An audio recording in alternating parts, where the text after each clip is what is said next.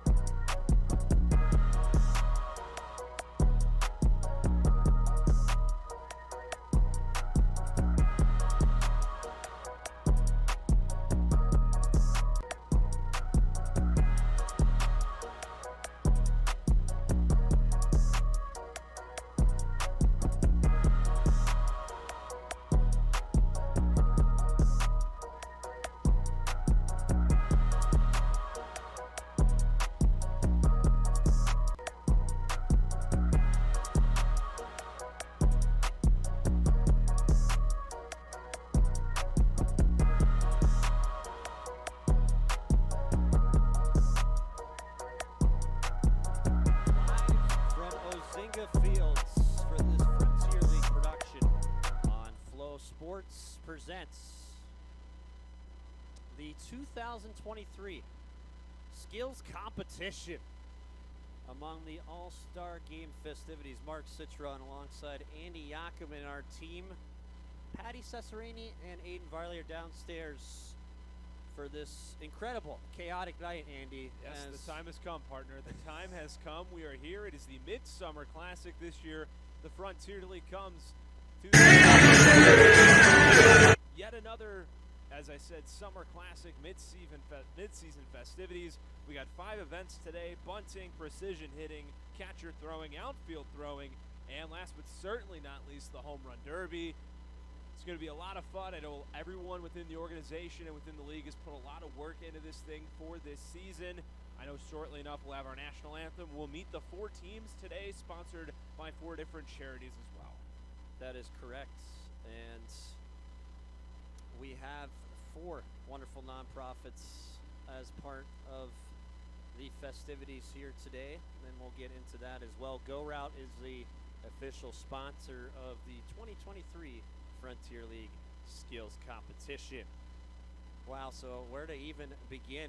Well, our great team downstairs, as Patty Cesarini and Aiden Varley, will have a ton of tidbits for you. I might as well introduce some of the great organizations that are involved with the festivities, as Bremen Bands is, again, 5 players per team. So Bremen Bands, we'll start off with Jared Watkins, Andrew Penner, Zach Whalen, Chris Quitzer, Josh Raywell, and of course we'll repeat this, partner, to everyone out there tuning in, as Bremen's Bands is Bremen High School features a very active music program that plays a vital role in the community. Award-winning ensembles include the marching band, concert choir, symphonic band, pep band, jazz instrumental ensembles, and the beginning band. The focus of the program is on the musical excellence,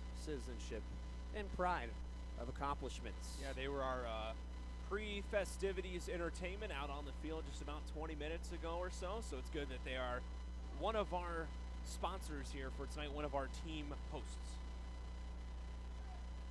And the following as well, we have Do It Stevie's Way, founded in 2010 in memory of Stevie Vajensky, who died at the age of 17 in 2009 from a congenital heart defect.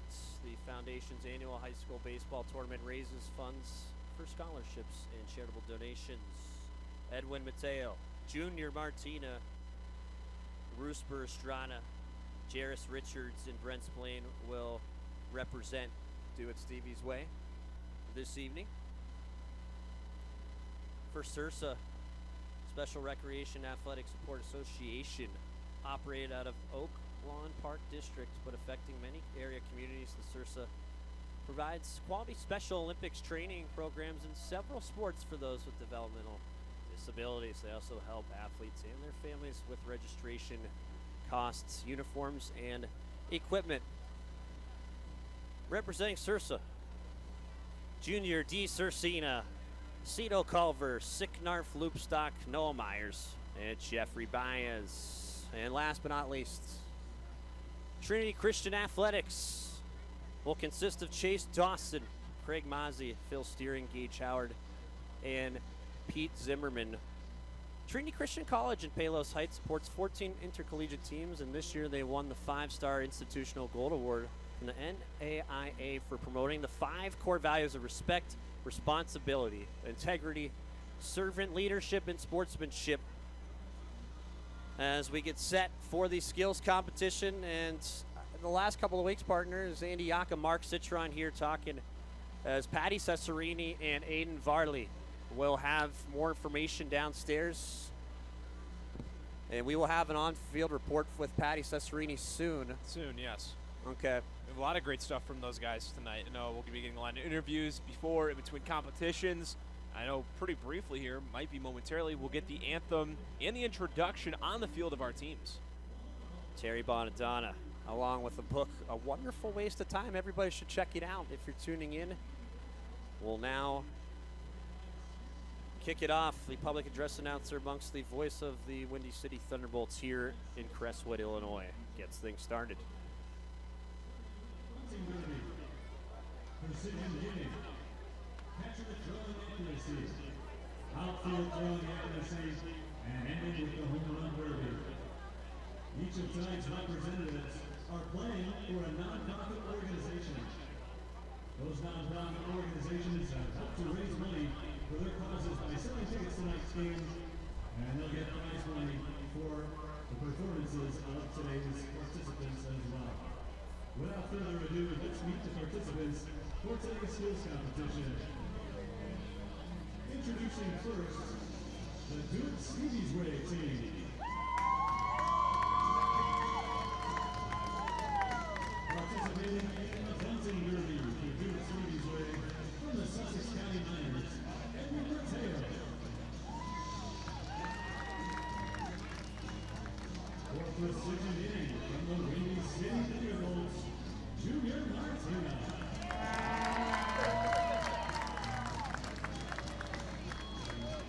For catcher throwing, representing the New Jersey Jackals, Roosevelt Estrella.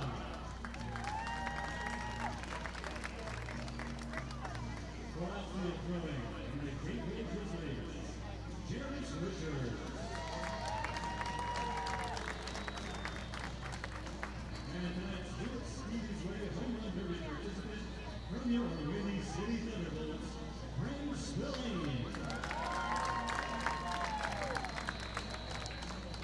And now let's meet the honorary team captain for Do It Stevie's Way, Mark Buczynski.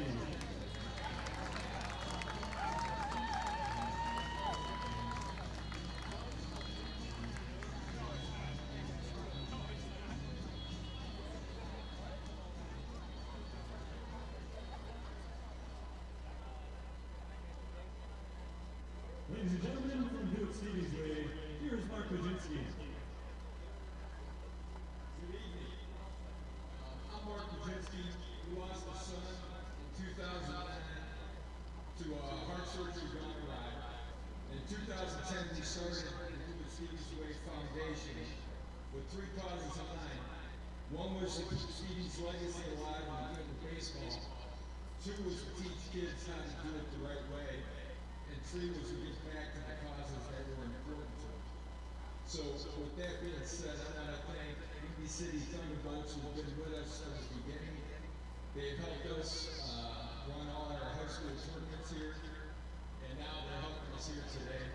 And I also want to put a big shout out to my baseball board and the Do It Stevie's Way board and all our families and friends who are here with us tonight. Thank you guys, and good luck. Let's get some good, man.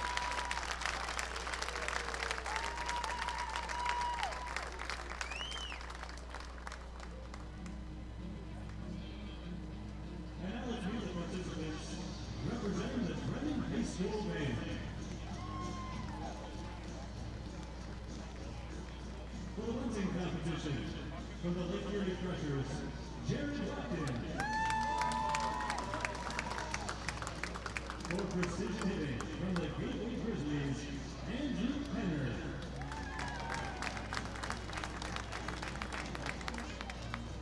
For catcher throwing from the Empire State Braves, Zach Wayland. For outfield throwing from the New York Borders, Chris Visser. And representing the Bremen Band in the home run derby from the New Jersey Jackals, Josh Raywall.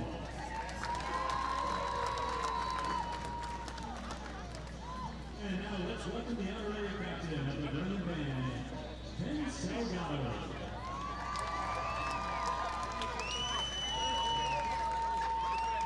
Hey everybody, I want to thank everybody for coming out tonight and help support the Bremen Band. We're raising some funds tonight to help us with our marching field show called Breakout this year. We do a lot of contests in the Chicagoland area, and we're having a bit of money to make those contests work. So thank you once again for coming out, and thank you to our representatives and the Bremen Band team. Have a great night.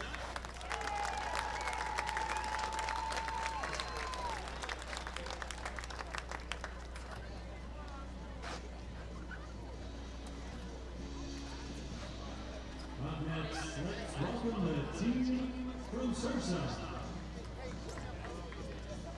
Representing Sursa in the bunting competition from the Empire State Braves, J.R. DiSarcina. For the precision hitting competition from the Tri-City Valley Cats, Sierra Colbert.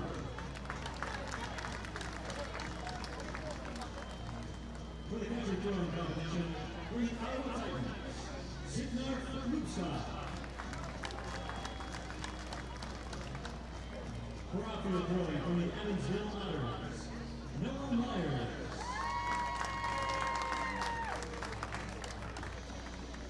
And representing Sursa in the home run derby from the Evansville Otters, Jeffrey Baez.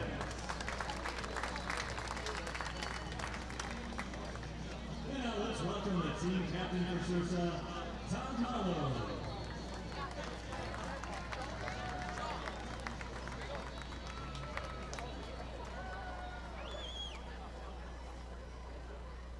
Thank you.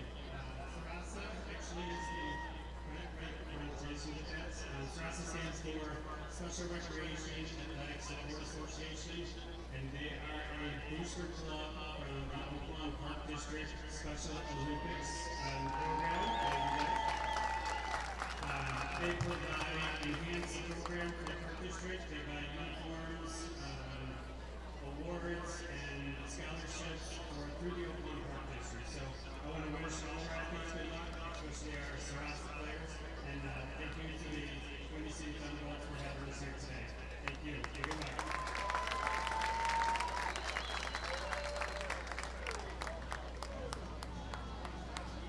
Finally, let's welcome the team representing Trinity Christian College Athletic Department.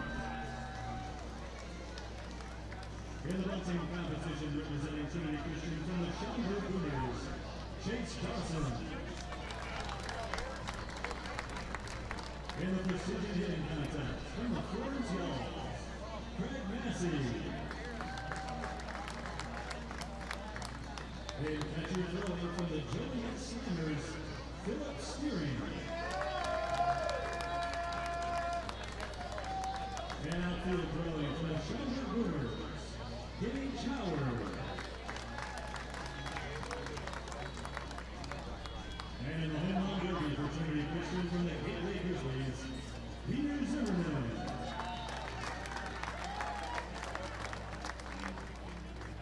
And now let's welcome the captain for Trinity Christian, Aaron Keeger.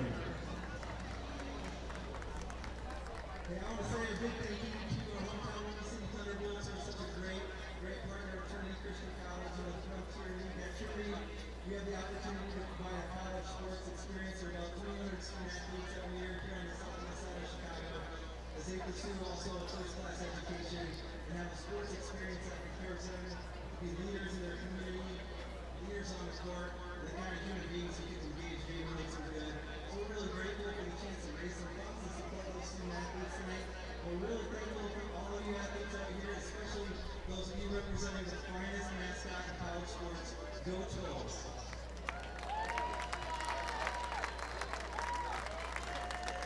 Fans, let's hear it one more time for all of our nonprofit organizations and all of today's skills competition participants.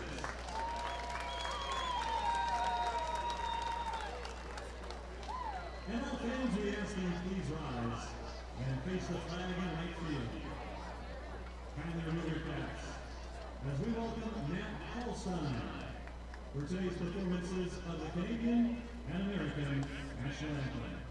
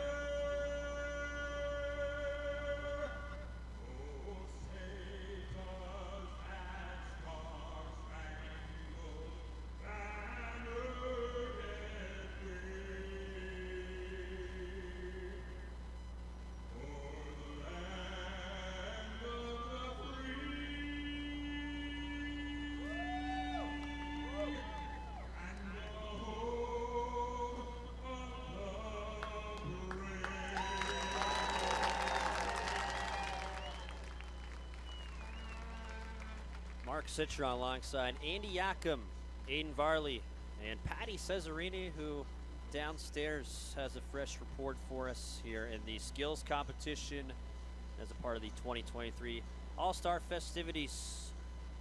As we will send it down to Patty Cesarini right now. Take it away, Patty. Hey, thanks guys. It's finally here. It's something that's been talked about for a while. And Director of Media Relations Terry Bonadonna has said he's always liked the idea of having a skills competition. And in 2015, Schaumburg hosted one, and it was cold, it was windy, the wind was blowing in, and it was a tough day for a home run derby, he said. And they decided to go with 10 outs instead of going for time, which is like we are doing here today. And there ended up being a sudden death because nobody was able to hit a home run. And Terry said, you know what, when we host, we need to do a skills competition. And Mike Vershave said, no way. And it was always repeated, when we host, when we host, when we host. And it wasn't anything that was super serious because they didn't actually end up thinking that they would host one day. But Terry's first thought was, I'm going to die in order to get a skills competition. And they knew that having a big home run derby wouldn't really work out that well because the last time Windy City hosted, there was only one guy that was actually able to hit it out of the park. So they decided this year to get the best of the best with just 4 guys. And in June of 2022, The Bolts played the Slammers, and they went out to eat after the game was over, and they started writing down all these ideas for this skills competition on a napkin, and Terry said it was amazing how many ideas actually stuck. He said he had such a passion for precision hitting, but they just didn't know how to set it up, and actually 2 days ago, they finally figured out the dimensions and how they would set everything up with all of the obstacles. It's been a long time coming and a long process, but it's going to be really fun to see how everything plays out tonight. Back to you guys. Thank you, Patty, as Mark Citron, voice of the Windy City Thunderbolts, here for this Frontier League production alongside my color man, Andy Yakum. I believe right before we get into our first competition of the Bunting, we do have Aiden Varley downstairs with an interview of his own. Aiden. Let's send it down to busy Aiden Varley. Take it away, Aiden. Chase Dawson of the Schaumburg Boomer. Chase, first off, congratulations on making the All-Star team. First off, what is your strategy going into the bunting competition, especially on a turf field? Yeah, it's turf. It rained a lot earlier. The tarp looks pretty slick, so I think we're going to have to bunt this thing as slow as we can and go from there. How confident are you that you're going to hit some of the targets, like the 4s and the 3s? Like, how is your ability to try and, like, mark down those targets? I think pretty confident. Me and Blake Grant Parks did some scouting on the tarp. As I'm watching first contestant now, that thing is rolling quick, so I better think of a strategy pretty fast. So thank you so much, and good luck this week. Thank you so much. Appreciate it. Back to you guys. Great stuff, Aiden. As we're almost ready to rock and roll, a lot of festivities going on, as Patty reported.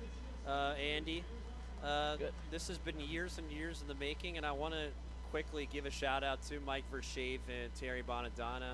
Mike Vershave has been the general manager of the Windy City Thunderbolts. This is his 16th season. Terry, a former voice and broadcaster of the team. He does just about everything except, I'd say, handle transactions. He sure writes those press releases and reports darn well, and really does a lot of the behind-the-scenes work here. That's more than you'd think. As we get set for our first, How about that one? Jared Watkins of Lake Erie, representing the Bremen Band nonprofit. Yeah, and so these targets, folks, he's in the left-handed batter box is Mr. Watkins, and so there's 2 bullseyes, one on each line, the first and third line, and so for Jared, he's scrolling right now on the third base line, and so you want the middle of the bullseye, which is basically on the white line, Andy. He just finished with 3, so going through this whole thing, you mentioned there's 1, 2, 3, 4, and that bullseye right in the middle, which is equivalent to a perfect bunt down the line, is worth 5. So these 4 contestants, they're each going to get 2 rounds of 5 attempts. The score is determined, obviously, when the ball stops rolling, and the scores are going to accumulate until we get the top 2. Then the top 2 bunters will move on to the final round with scores resetting at 0. And the final round will once again consist 5 bunts each, same rules as before. And we already have our second contestant up at the moment, presenting Sarasa, the nonprofit. That would be J.R. DeCina from Empire State. As DeCina looking to hit the target, folks. These are tarps. They're bigger than you think. They almost stretch all the way to the pitcher's mound, for goodness sakes. And I know Aiden talked about it in his interview with Chase Dawson. It rained here pretty heavy earlier in Crestwood, so ball's going to be a little bit more slick. The tarp is not going to be as forgiving. That's interesting because the ball is, it's like putting on a green that's fast. It's hard to slow it down. None of them are sticking so far as DeCina, the second contestant. Watkins, a big goose egg, and man, DeCina on his way to a goose egg. This is tougher than it looks, folks. Trying to get it to stop there on the back end, but no cigar. So first round for DeCina. You mentioned your partner, that's that big goose egg. Jared Watkins had 3 in his first. Currently in the leader. Because I know Aiden had a fabulous report there with Chase Dawson. But okay, so a 3 spot for Watkins out of Lake Erie. DeCina for Empire State's goose egg. I beg your pardon here as we get the festivities underway. Man, it's a beautiful night now for Mozinga Fields. As a tip of the cap here from Chase Dawson, I believe, to the crowd here in Crestwood, Illinois. And the first bunt spirals foul off the third base line. And Dawson's had himself quite a season, a .341 average at the brink through playing 50 games.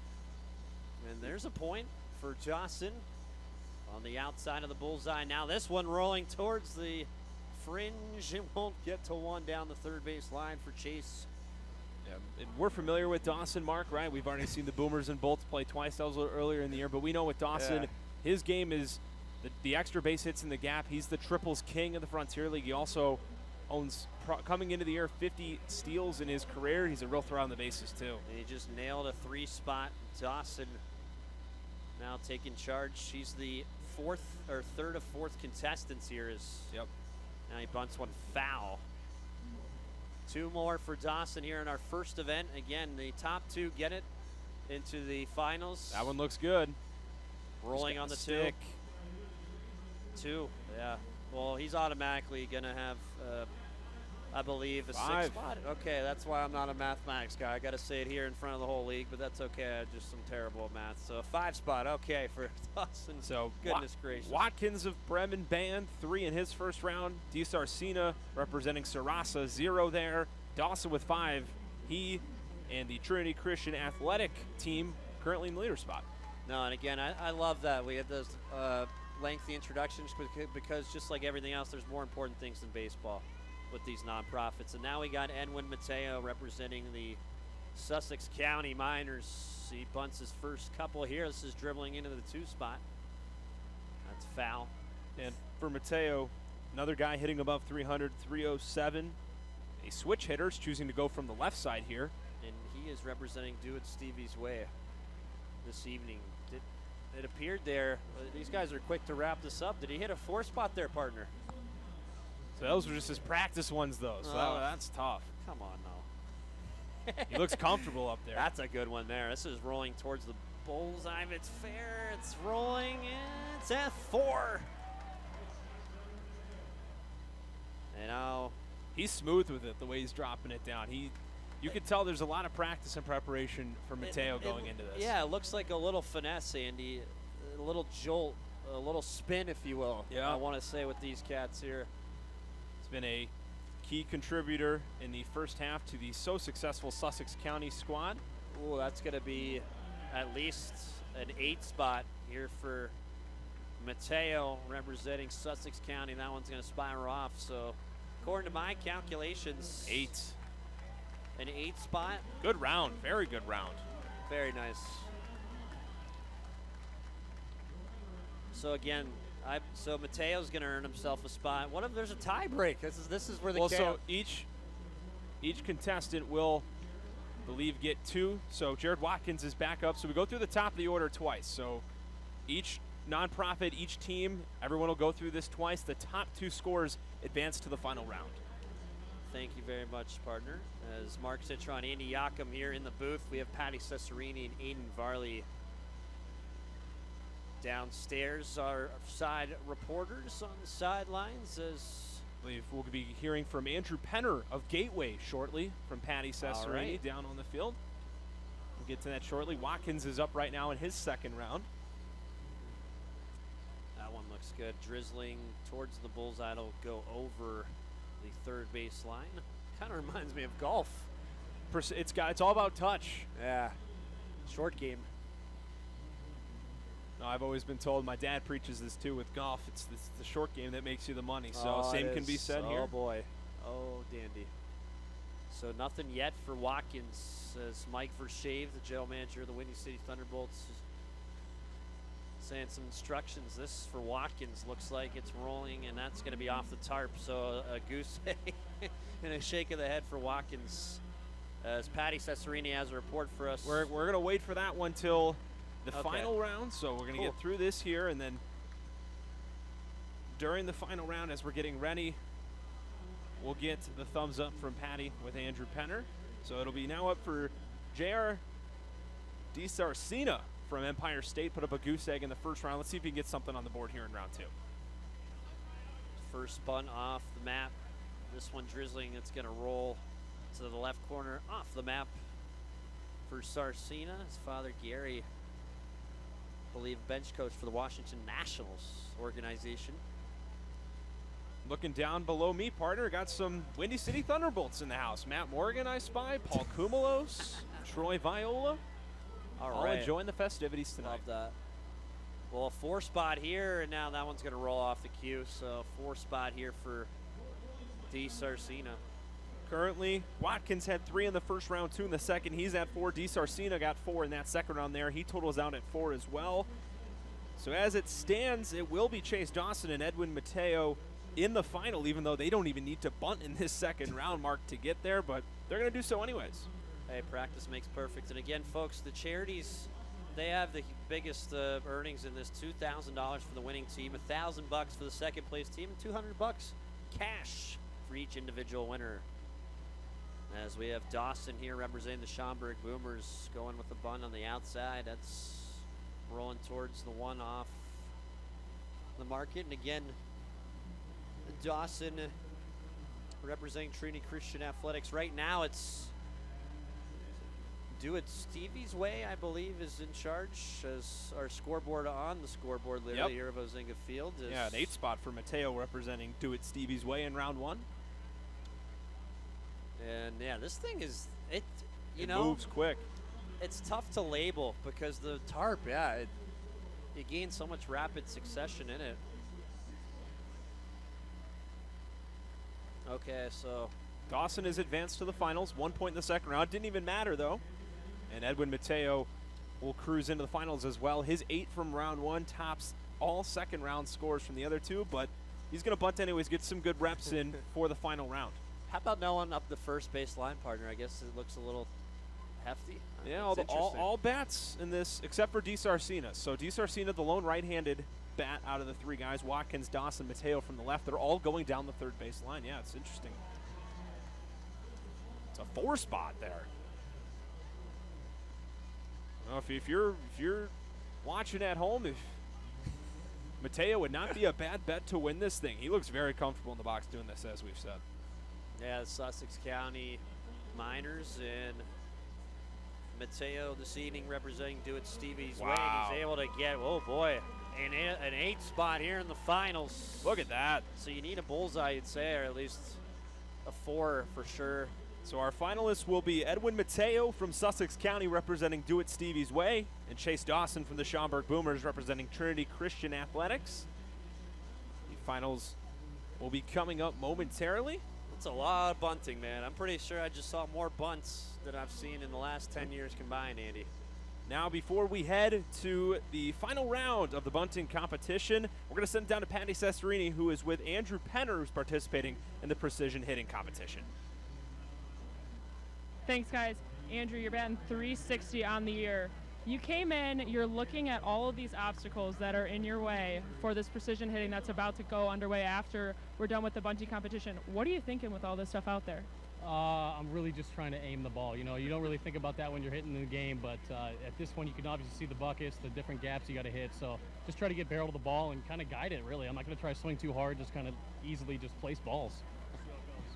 See how it goes, get the job done. Don't try anything too difficult. Is that kind of the game plan you're going for? Yeah, I'm not going to try to hit the ball hard. The home run derby guys, they'll hit the ball hard. That's what they do. I'm just going to try to place balls all over the place and hopefully get through it as quick as I can. I don't know. I mean, it looks like it's going to be tough. I've never seen anything like this before, so we'll see how it goes. It should be fun. Absolutely. Thanks. Good luck. Thank you very much.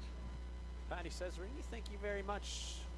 Downstairs. Already got Chase Dawson going, Mark. Sorry to cut you off there. In the finals of the first competition, the bunting competition presented by Go Route. I believe we'll have a Go Route representative in the booth tomorrow for an inning during the All-Star game. Sounds fantastic. Mark Citron alongside Andy Yakum, Aiden Varley, and Patty Cesarini downstairs as here in the finals. Dawson there, 3 spot now, drizzling in the 4. Wow. Nailed it. He needs this big round. Mateo had 8 in each of the first 2 rounds. Remember, the scores do reset heading into the finals, but we know what Mateo's capable of. This is steering, and that's a 2 spot. Oh. 9 in the finals. Goodness gracious. Great stuff there from Dawson, the Schaumburg Boomer. And there's only 1 final round. We're not doing 2. This is it. About time. I feel like we've already done 5 rounds here. As Mateo...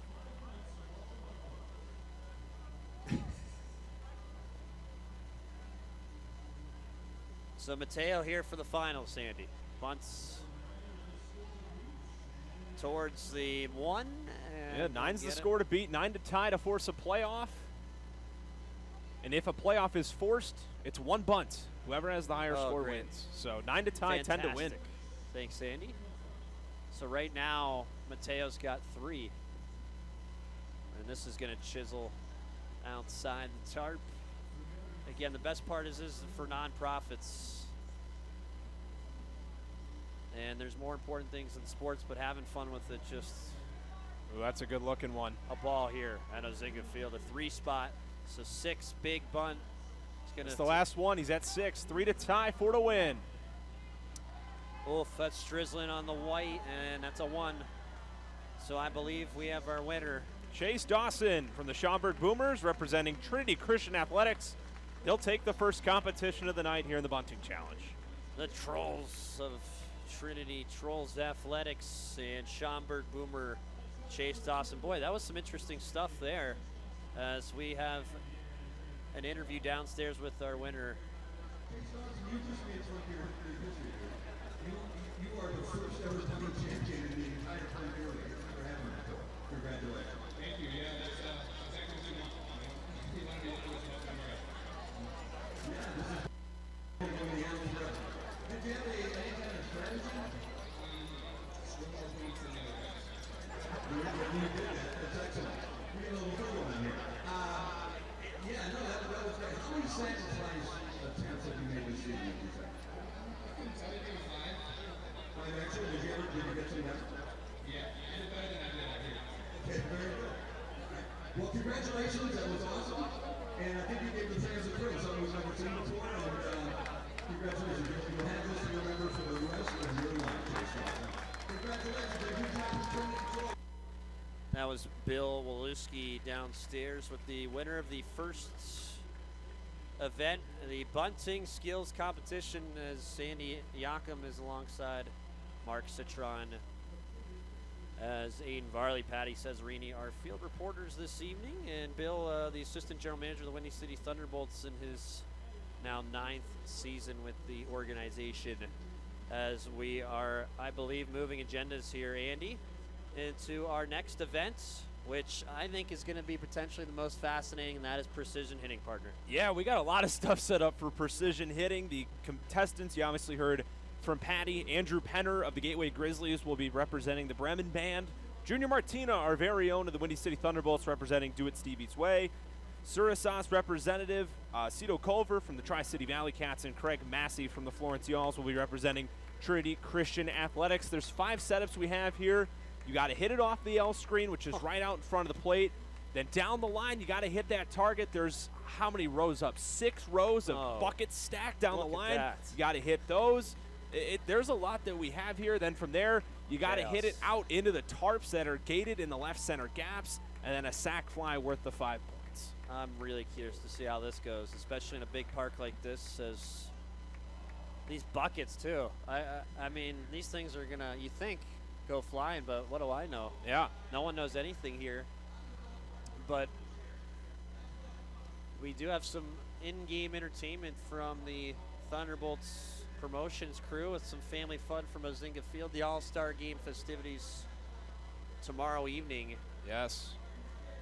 So to be a little bit more precise, I know I just kind of rambled through it real quick. First target up, it's 1 point, or it's the 5 targets in succession. Target number 1, the L screen, as I mentioned, right out in front of the plate. Target number 2, the pyramid side objects pull side. So if you're a left-handed hitter, you got to hit the pyramid of buckets down the first base line. If you're a right-handed hitter, third base line. The third target you got to hit, you have to hit both of these gaps out here, partner, in the left and right center gap. It's first you go opposite field gap. So if you're a right-handed hitter, you got to go right center first, then left center. That's the 4th, so that's the succession you need to do there. And then lastly, you need to hit a sacrifice fly to a teammate out in center field. So in between the 2 gates out there in dead center field, a teammate, I don't know if it'll be from the sponsor team here, if it'll be an all-star teammate, whoever it is, there will be a person out there that you need to hit a sacrifice fly to. That is okay, because I thought it was just, yeah, you're right. As again, and it's all timed. So if you don't do it in 2 minutes and 30 seconds, if you can't get it in that amount, that's your time, 2:30. So your goal is to get it done in under 2 minutes and 30 seconds. I do believe there will be a quick stoppage in between after you hit targets. So after you hit the L screen, you get a quick little break. After you hit your buckets, there's a little break in there as well. It'll be interesting. This is definitely one of the ones I had circled in terms of what I was looking forward to, what I was interested in. And you can hit the L screen on a line or on a bounce too. So you got to note that. Now my thing is, can you hit the gaps on a bounce? I don't know. There's the fences are gated up there, Yeah. so that would be. But then again, we always talk about the turf, right? How bouncy the ball is here once it gets to the outfield. That'll be interesting to see. I'm fascinated. I'm looking forward to this. It appears Cito Culver, or at least he was walking around of Tri-City and representing the Sarasa group, would be going first. But as we mentioned, yes, it will be Andrew Penner of Gateway, Junior Martina of the Thunderbolts, Culver of the Valley Cats, and Craig Massey of Florence. And Andrew Penner, who will lead off representing the Bremen Bands. Again, these nonprofits, folks, the highlights of our evening in the festivities. Bremen High School in Mithilithium features a very active music program that plays a vital role in the community.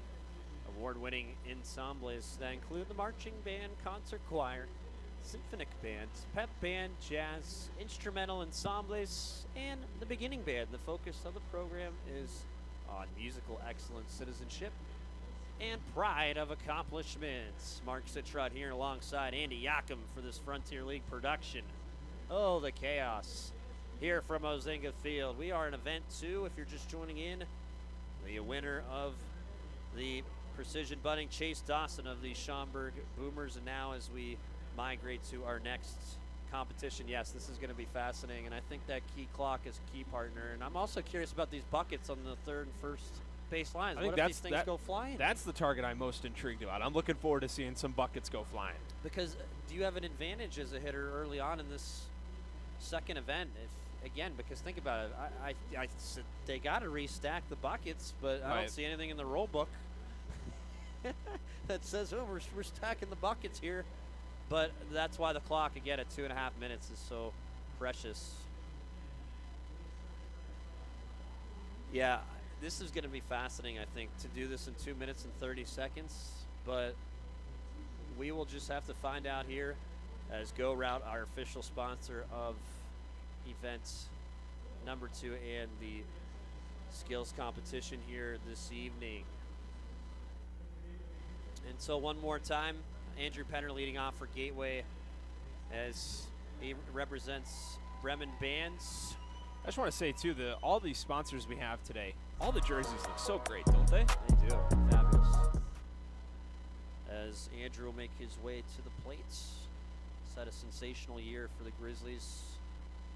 First place in the division here in the All-Star break.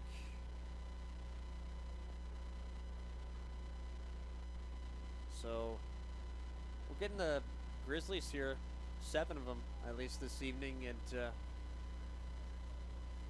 couple of warm-up pitches here, partner. It's Abdiel Diaz, his teammate, the shortstop of the Gateway Grizzlies, that'll be throwing to him. Good stuff, because he was throwing in round 1. He's a busy man out there. He was doing the bunting stuff too. Yeah, this guy, he's getting my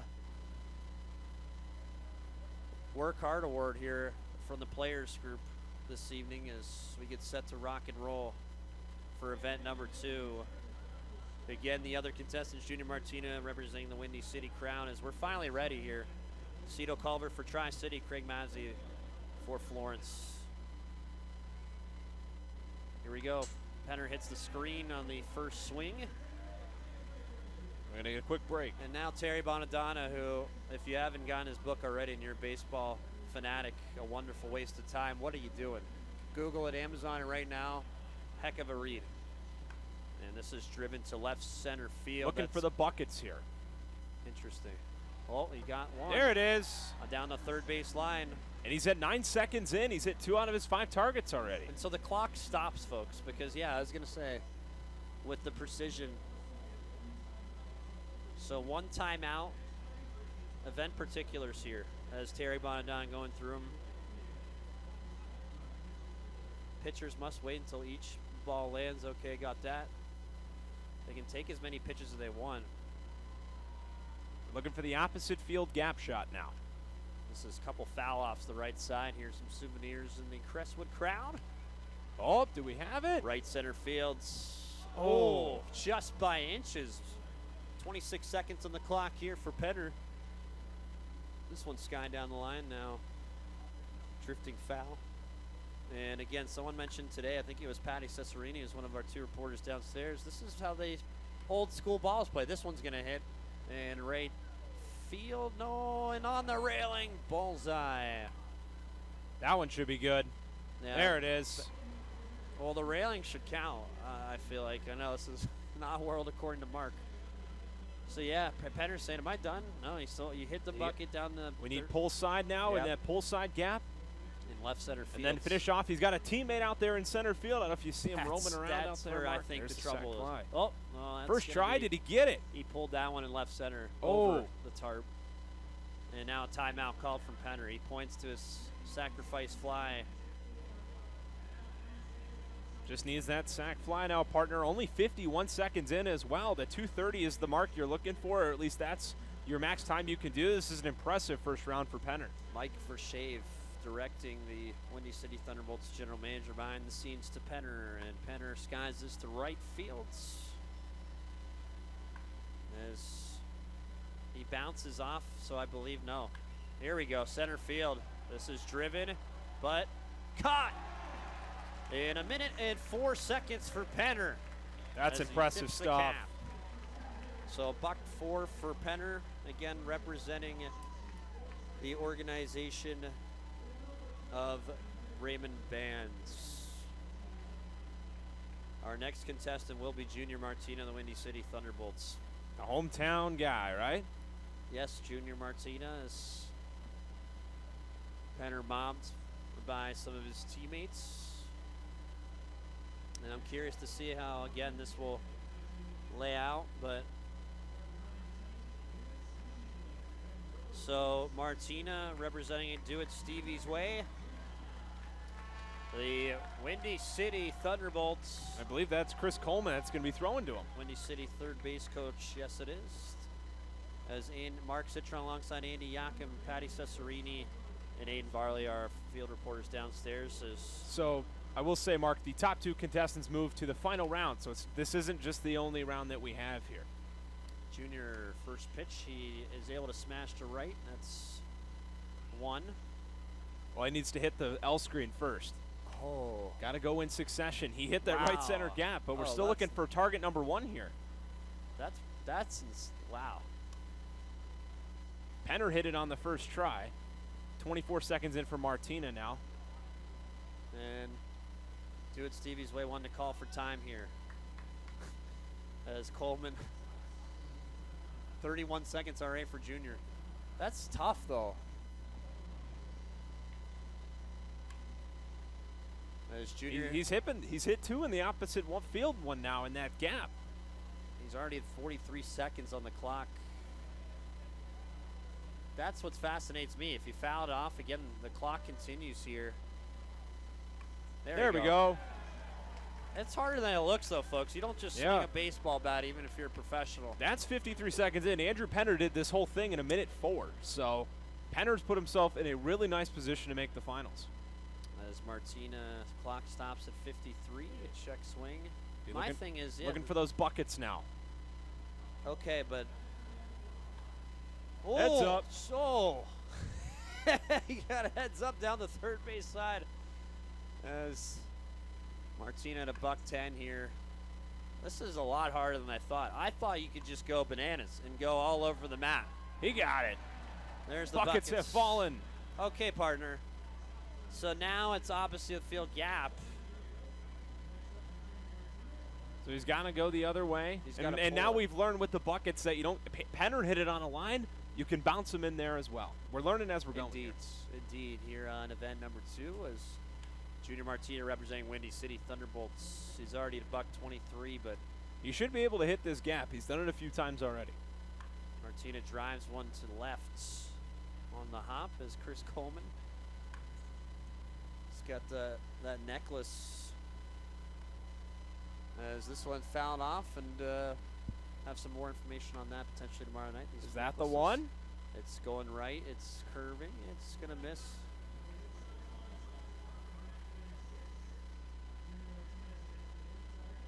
Listen to Terry Bonadonna, our PA announcer, try to go over the rules, and Martina drives this to left. Stay in those lines. Ball. Wow. He's hit them both. He just hit the left center on the first try. Just has to get to a sac fly to his Windy City teammate Brent Spillane in center field. He's at a $155 as Martina. Brent's waiting for it. And Martina again representing Do It Stevie's Way. There it is. Spillane jostling back. 7 steps, makes the catch. How many times have you said that one this year, partner, here at Ozinga Field? Brent Spillane making a routine catch out in center field. 2:10, the final time for Martina. To even do that, though, it's just, I feel like this is so hard. Yeah. And now that we're getting it down about, 2 batters down. So 2 minutes, 10 seconds for Martina as Penner, the first contest for the Gateway Grizzlies, $104. I think, too, we don't know in terms of, what's a good time. We knew that was a good time. We didn't realize how impressive of a time that was because he's the one who set the tone, and now we know what to expect. So representing Sarasa Group, it'll be Cito Culver, the Tri-City Valley Cats. How about the foul ball? I mean, that thing was smoked on the dugout side. Oh, talk about a liability partner here in the festivities. Good old family fun, but wow. Good thing I'm up top. That's all I got to say, Andy. Mark Citron, voice of the Windy City Thunderbolts, proud to be the play-by-play broadcaster. We get some warm-up pitches here at the Frontier League festivities this evening. You'll hear from all the broadcasters in attendance tomorrow nights, as our next contestant will be Tri-City in the Valley Cats, Cito Culver, as Cito this evening representing Sursa. The organization Sursa Special Recreation Athletic Support Association. Culver's a switch hitter as he hits the screen. Culver's electing to hit from the right side. 6 seconds in, he's hit the L screen. All right, Cito, and he drives this just toward the third base pull. Cito again. Oh, foul down the line. Cito, he rips this, unfortunately, on a line drive to left field. Again, you got to hit these pull targets, so we're looking at the third base line, Andy. This is grounded. This just wide a couple feet. He's come close a couple times. 30 seconds for Cito. He fouls this off slightly. Cito pounces another one, foul third base line. And inches away on a ground ball down the line. Cito again. He Boom! got it. All right, so the clock stops at 47. That's when you get your break. Right now we have Andrew Penner at 1:04, Junior Martino 2 minutes and 10 seconds. Cito, the third contestant, and he dribbles this towards the left side. That'll drizzle foul. Now Cito, he's looking he's pulling it to the first base side, or partner. Trying to go to that right center gap. Target number 3 in between the barriers out there in the outfield. Beautiful stuff, my friend. That should be good. That's boom. Bada bing, bada boom. It's $1.09 now, so Penner in control of the events.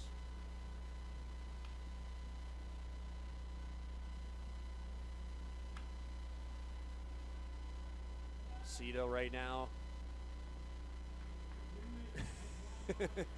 Just needs that sac fly, minute 22. That's tough.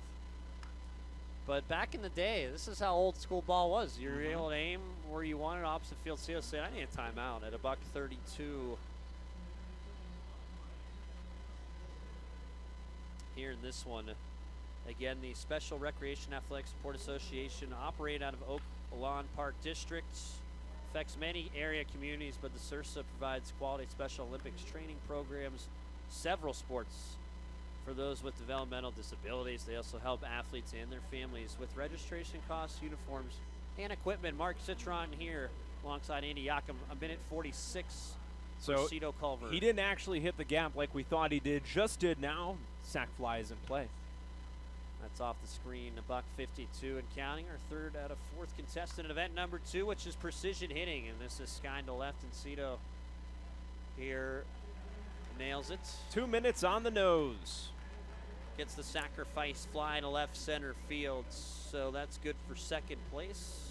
So that means Junior Martina has been eliminated from the finals. Right now, that also means Andrew Penner has secured his spot in the finals. Culver on the chopping block, 2 minutes. That's the time Craig Massey, representing the Trinity Christian Athletics nonprofit and the Florence Yalls. He needs to beat 2 minutes if he wants to make the finals.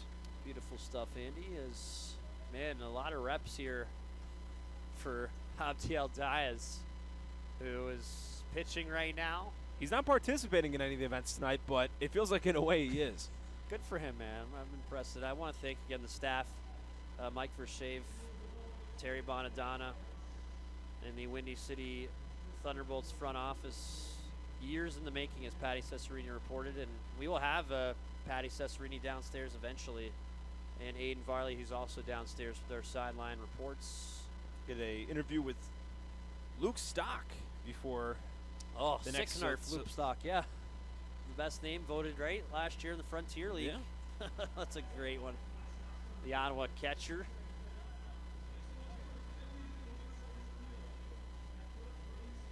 As Terry Bonadonna right now going over the roles, and I mentioned if you haven't gotten his book, A Wonderful Waste of Time, I feel like a sales rep on it, but if you're a baseball fanatic listening in, then you should really, I highly recommend the purchase. 12 seconds here for Craig Mazzi, the Florence Yalls, as he pounces this to the right side. There's one on the bucket. I thought those things would come flying off. No, we've only had a couple. They've stayed intact. So Massey, 19 seconds in, 2 targets. He's hitting from the left side, so that left center gap opposite field is his next target of attack. What do you think of all this festivities here? I'm a fan of this. I didn't know how this whole precision hitting was going to play. I love this. This is awesome. It's pretty wild. You got to have the imagination here to secure it. Get in there. This is just missed right. As Massey at the clock at 40 right now. 2 minutes, the time to There you beat for go. Craig Massey. If he's unable to do so, it'll be Andrew Penner from Gateway against Cito Culver of Tri-City in the final. As that left center gap, there we go. That's got to rip in. There you go. Boom. 56 seconds right now.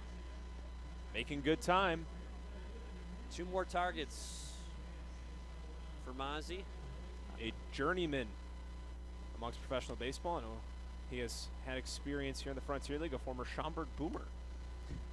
I thought you were talking about the mascot there as Boomer. Where is he? Where'd he go? That one looks perfect. That's right in right field. Splash Town. Getting a lot of Buck 9. splash hits due to the rain earlier, so he's got 51 seconds to hit that sac fly out into center field to secure his spot in the finals against Andrew Penner. All right, so at a $1.09, looking like good shape, and this one pops left side foul. Here he goes. That's left field here for Mazzi of the Florence Yalls. That's driven into center. That should do it, and it will. $1.20. So we have our finalists, Craig Mazzi and Andrew Penner. Mazzi representing the Florence Yalls, Penner the Gateway Grizzlies here in our finals. But we will have an on-field report here from Patty Cesarini before the finals. I think we're actually going to send it to Aiden Varley, who's down getting right. ready for the catching throwing accuracy competition. Who you got down there, Aiden?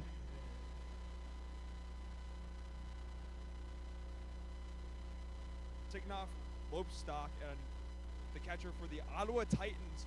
What is your approach going to be for the catcher throwing competition? I mean, just be normal and just say like whatever I do every day, just throw the ball.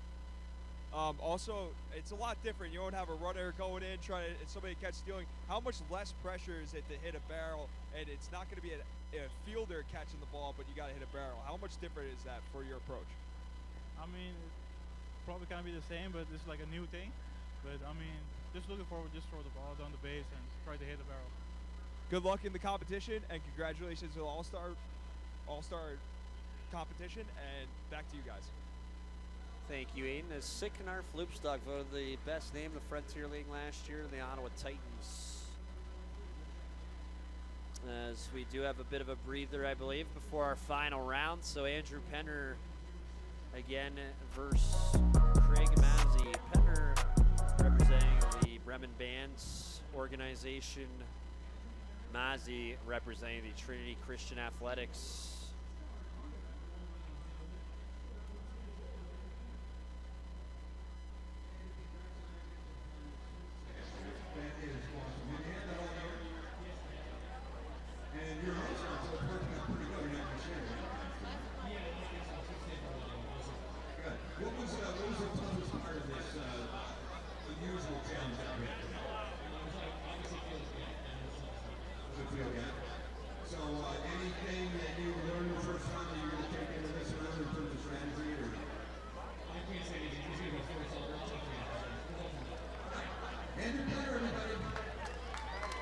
going to see what happens. It's going to be a fun final. Terry Bean, back to you.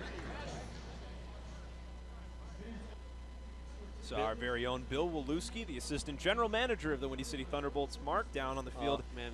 Interviewing our two finalists, Andrew Penner of the Gateway Grizzlies, Craig Massey of the Florence Yalls, a couple guys who we've seen quite a few times this season. Florence has come to Windy City twice now. I know you and the team head down there next month, but have a final here. Penner representing the Bremen Band nonprofit. He got the first round done in 1 minute and 4 seconds. Craig Massey representing Trinity Christian Athletics, 1 minute and 20 there. Trinity Christian already has a win on their books here so far tonight with Chase Dawson winning the bunt competition. They could go 2 for 2.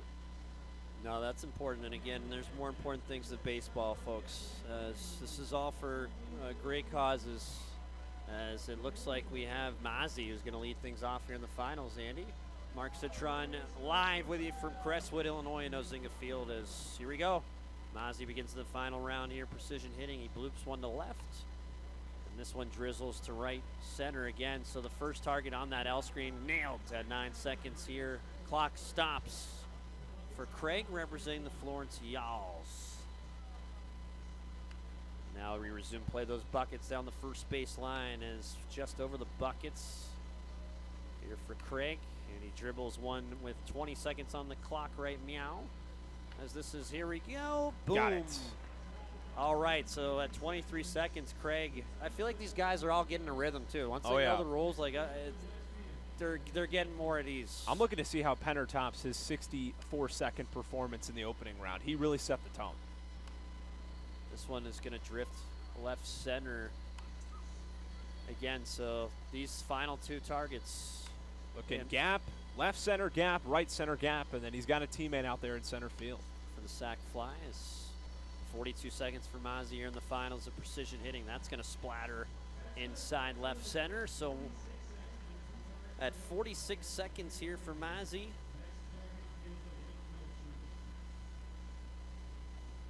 Here we go. This is right here in right field. Boom, 49 seconds. Flash town. All right, so now just a sacrifice field in center field for Craig Mazzi. And Craig, boom, nails it into center. 53 seconds here in the final rounds. Pressure is on Andrew Penner. What a round from Craig Massey. He was the last one to go in the opening round. Put up 1 minute 20. This time he gets it done in under 60 seconds. Trinity Christian Athletics nonprofit, they might go 2 for 2 here in the first 2 events of the evening. That's going to be tough to beat, as again Trinity Christian Athletics getting the potential fiery start here from the 2023 skills competition of the Frontier League All-Star festivities. Mark Citron, Andy Yakum here with you up top. Patty Cesarini and Aiden Varley are downstairs, as Sicknarf seemed like he was treating this like another ball game. As here we go, as Penner is set to take some warm-up pitches here, as Patty Cesarini's got a report for us. Take it away, Patty, downstairs. It's because I was standing in the dugout when Andrew Penner was taking his rest and sitting in one of those chairs, and one of his teammates asked him, "Hey, how are you feeling?" He goes, "Oh man, I'm shaking in my boots." I don't think he actually is. He seems very comfortable out here, and he's right in his wheelhouse. Back to you guys. Thank you, Patty. In his boots. Well, he hit the L screen. We're at 12 seconds here in the finals. He's got to beat 53. Tough time to beat. He's looking for those buckets. Down the third base line, the Gateway Grizzly. This is pounced about a foot on a ground ball down, and here we go. That's going to get there at 28 seconds. So, partner, this is where okay, so you're going in the right gaps. center, left center, dead center. All right. Andrew Penner having a heck of a season. Those Gateway Grizzlies, ferocious. A 360 batting average, a 940 OPS. Man, are you kidding me? He's been incredible. He's been fun to watch. I know he caused the Bolts some problems when he came here into Crestwood a couple times this season. Not the first, not the last. This is in the right center gap, and that's down. Cornetary Bonadonna, 34 seconds here for Penner. Man, listed as 5'11". I don't believe that. $185. This is going to come down to the wire, partner. 34 seconds. He's got to go left center, and then a sac fly. Well, at 35 seconds, that looks good in left center. Maybe airmailed it, didn't get it there. That'll dribble to left center, but here at 45 seconds, man, the clock ticking, and it appears that Andrew Mazzi is going to be the champion for Trinity Christian Athletics. Craig Massey, our winner. Trinity Christian, 2 for 2 on events so far here this evening. Well, that was fun. I enjoyed that. Trinity Christian Athletics in Palos Heights supports 14 intercollegiate teams, and this year they won the 5-Star Institution Gold Award from the NAIA for promoting the 5 core values of respect, responsibility, integrity, servant leadership, and sportsmanship. Bill Walensky downstairs.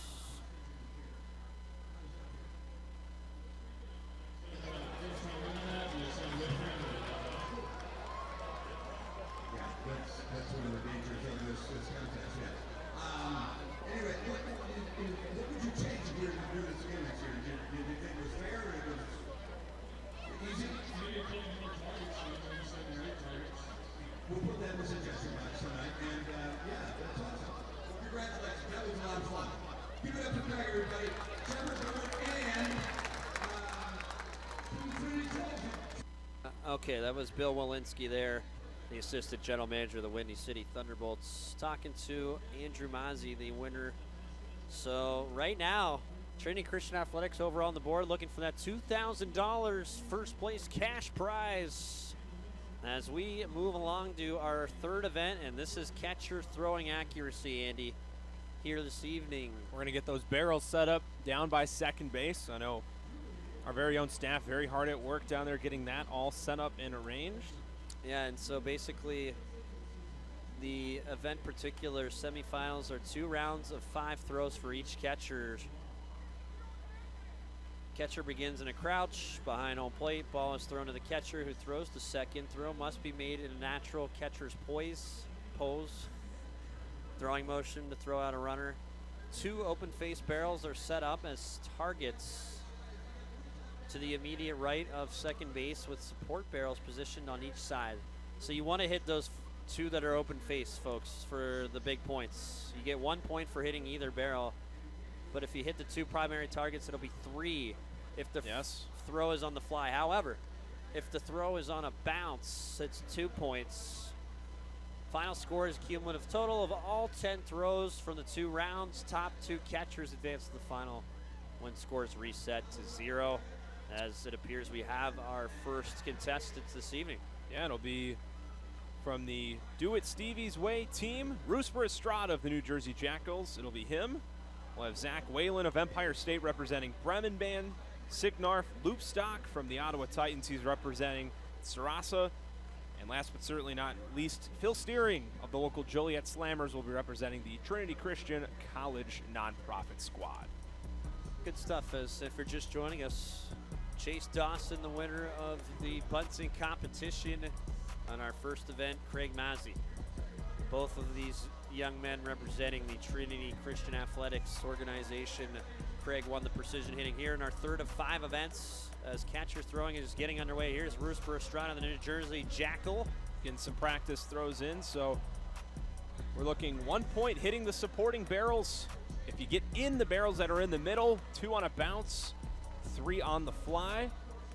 So we'll have, it is 5 throws each, 2 rounds for each contestant in the semifinals, or known as round 1. Top 2 scores will advance to a final round of 5 throws. Now, our next event, I don't want to jump too far ahead, as Mark Citron here alongside Andy Yakum on Flow Sports, and wherever you may be watching or listening on the world, here the 2023 skills competition from Mozinga Field. Patty Cesarini, Nate Varley, our fantastic reporters. Hey, we got to add Bill to our list as well downstairs. He's also in the reporting game as Bill Waluski.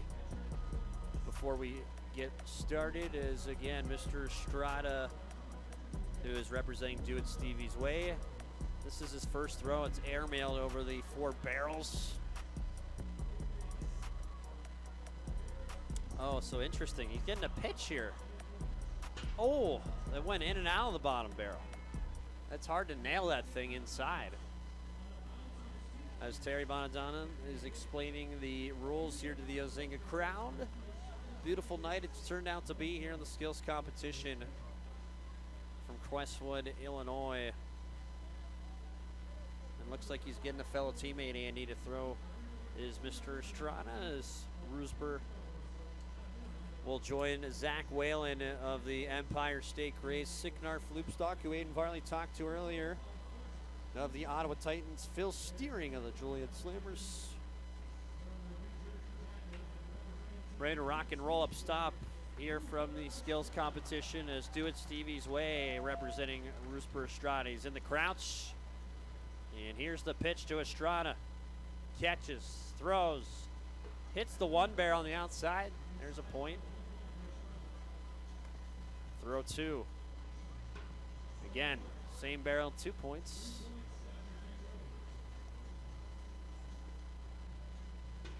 Same barrel. That barrel's his best friend so far. 3 points on the supporting on the left. It's hard, man. How do you nail the inside? Oh, that one's on the outside. Got to watch those redirects. So 4. Roosber didn't like that one, so he'll feed it back.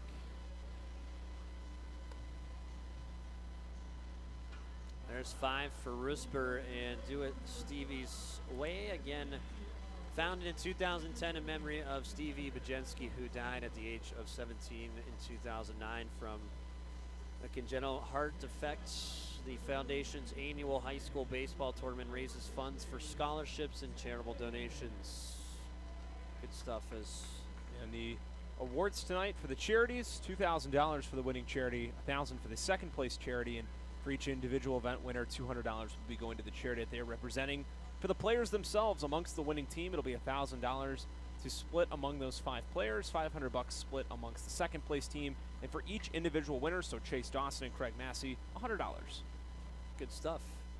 As I mentioned here throughout the broadcast, more important things than just baseball. This is now our second contestants. Get some throws in. Zach Whalen is the Empire State Grays. He's got 1, 2, and again the warm-up throw, seeing the main 1-3 on a bounce, I think is what you want to do. Yeah, which is weird. And we didn't see that approach from Estrada. He just hit the side barrels, nothing to it there. And hey, 5 points is not a bad round. I think you're going to walk away taking that. You have to remember, it's the semifinals. Everyone goes twice. The score rolls over between 2 rounds. A 5-round first round, getting yourself comfortable back there. That's a start I'm okay with. You're right. No, you're right. As here's an outside barrel again, and this is round 1 here of our third event. Catcher throwing is Whalen. Boom, outside barrel. And again, I am a terrible mathematician, but that's 3, I believe, Andy, is 2 right now. Just missed on the third throw. If you talk about in the barrels, if they bounce it in, it's 2. If you can land it on a fly, it's 3. Man, that's hard. Like, his even warm-up, he nailed it on the lower one, did Roosber, and it just pops right out. It's like a garbage can. If you can't see it, folks, from Flow Sports, that's airmailed. And first round of points. I thought at least 2. 4? 3? There we go. I told you, folks. I can't. I mean, math again. It's just a challenge. But so as Andy mentioned, though, that's the first rounds. So they'll get to go again. That's why I said, taking an approach like what we saw from Estrada. Obviously, these guys aren't. Maybe they are trying to hit the side barrels, and we don't know. But obviously, the approach is to go middle, and if they miss just out, so be it. But having that approach of, I'm going to be a little less risky. Know I can hit the targets I can. That allows, Estrada to be just that much more aggressive in the second round of the semifinals. So Sicknar Floopstock is practicing right now, correct? Yes, he is. Okay. So representing the Sarasa nonprofit group. All right. Fantastic. And so SRSA, again, short for Special Recreation Athletic Support Association. And Ottawa Titans catcher Sicknar Floopstock. What a sick name that is. Unbelievable. I love it. We've got some good ones here in the Frontier League. So Sicknar is ready to roll here. Throw 2. Boom. That's a barrel. That's a points. We're seeing guys in the outfield as Sicknar hits the bottom of the wooden framing there. They're getting ready for the outfield throwing competition. Event number 4 here tonight from Ozinga Field. There's another one. Will be up up soon. As 2 points. Oh, almost on that middle lower barrel for Sicknar. Flubstock fires on a hop. That's 3. 6. How about that round? It's a good way to start. Partner, how did he get 6 points? Did they count that on the bounce? They It didn't did. go in. It didn't go. They It didn't counted go it. in. It's like a puck in the net, though. It didn't go in the net. It bounced toward. But again, I'm confused a bit by this one, Andy. It'll be Phil Steering now, the final contestant. First round of 2 here in the semifinals, representing the Trinity Christian Athletics nonprofit. They're 2 for 2 in events so far. And how about this? We've seen random teammates, maybe not pitchers. He's got his own pitcher, the ace of the Slammers, Cole Cook, throwing to him. All right, as Phil Steering on a hop. There He's it trying to is. do the That's it. bouncing. Oh, that one. That's his strategy. I think his strategy is going for the bounce. We're seeing it. He's lofting him. He's not putting a lot on it. So that counts right there. Yes. So that bounce in, that's worth 2. Okay. It doesn't have to stay in the barrel. I don't really know how that would be possible for it to stay in the barrel. Right, But I now was we like- know. And we also know that you can bounce it on the singular as well. We learned that in the last round. All right, fantastic stuff here, man. So yeah, He's good. Steering, He's ready. He's bounced in like 4. He's good to go. As Mike Vershave, general manager, in dialogue of the Windy City Thunderbolts, saying, all right, now, so right now it's Sursa in charge. This is the final of the first round. We'll do it again, folks, here in our 3rd of 5 events in the skills competition. Here's throw 1 from Steering. That misses the first outside barrel. Second throw on a bounce, outside barrel. 1 point. Steering fires. Oh, that didn't hit a barrel on the bounce. Seems to be the strategy, Andy. He's going for the bounce. We haven't seen the other 3 do this. Here's one on the fly. Bingo! There's a 4 spot. This one outside. One more. That was a 3. I think that's the first one we've seen to go in. 4-point first round for Phil Steering. So after the first round, Bruce Estrada with 5, Zach Whalen with 3, Sicknar Flubstock with 6, Phil Steering with 4. Beautiful stuff, my friend. As Phil Steering representing Trinity Christian Athletics, who right now are in charge of that $2,000 cash prize, first place. Back to the top of the order here in catcher throwing in Bruce Estrada, New Jersey Jackal, who's got a big smile on his face right now, calling over Mike Vershave, asking him something here. Very playfully, as Do It Stevie's Way Foundation representing Mr. Estrada this evening. Estrada, the first round, 5 spot. And here comes his first throw on a bounce. Misses wide as Bruce Bernal missing on the second throw. Think we're going to be ready to go now? Boom. He says, I'm ready. My practice throws are up for this second round of the semifinals. I'm ready to go. My thing is, you shouldn't have many practice throws, I think, once you've done the first round. But, hey, whatever these guys got to do to win it for their charities, they got to do it. This first throw on the outside barrel for a point.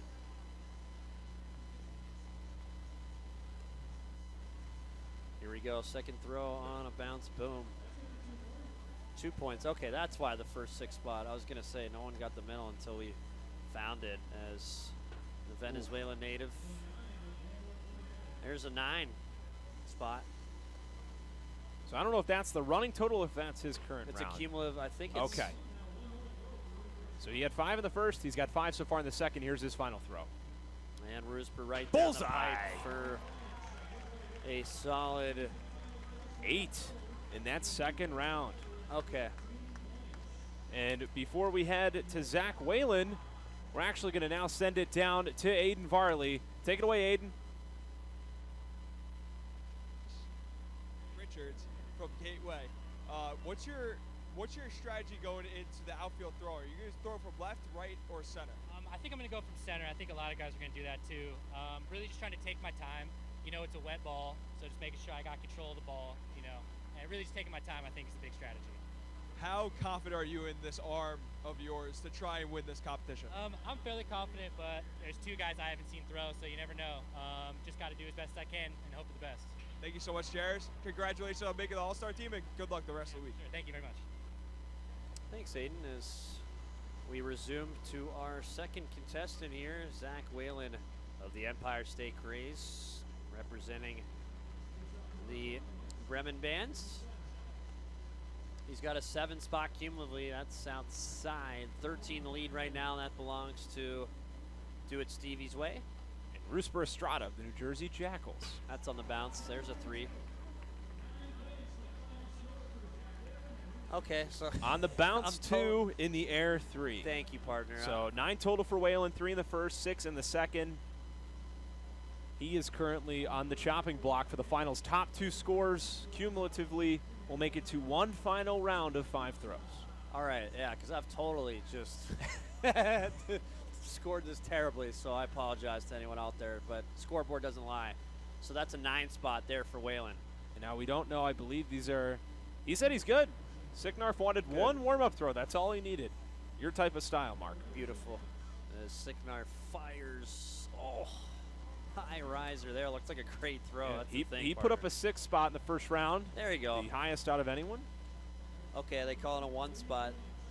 3 points on that first throw. Yeah. All right. There's another 3. Oh, he's comfortable now. Representing the Sarasa nonprofit. Boom. Oh. On the fly. 10. So 10 cumulatively. He is now in the lead. That was 10. Sorry, that was 8 in that round. 14 points. We're going off the score in the outfield on our right center field scoreboard here at Azinga Field. 6 in the first round, 8 in the second for Sicknarf Loopstock, putting him at 14. Zach Whalen officially eliminated from this competition. It is currently Rusper Estrada now on the chopping block with 13. Phil Steering needs 9 to force a tie, and he needs 10 if he wants to advance to the final round. Yeah, Andy, I think you might just have to take this one over. That's on a bounce here. Okay, we're ready to rock and roll. Phil Steering, our last contestant of the Juliet Slammers. He's ready. He had 4 in the first round. Misses wide on throw 1 of 5. If he wants to keep the Trinity trend going, he needs a big round here. There's a bounce. Oh, you hit the base there of the bottom barrel. That stinks. That's nothing there. 4th throw on the bounce. 8 points to now. Here's the final throw on a bounce. All right, so it appears we have a 9 spot for Steering, who's representing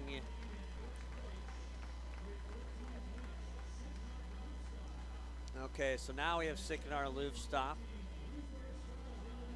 So it'll be, Estrada and Loopstock. Estrada had 13 between the 2 rounds, representing the Do It Stevie's Way charity. Remember the New Jersey Jackals, and obviously Sicknarf Loopstock, we continue to talk about, who had 14.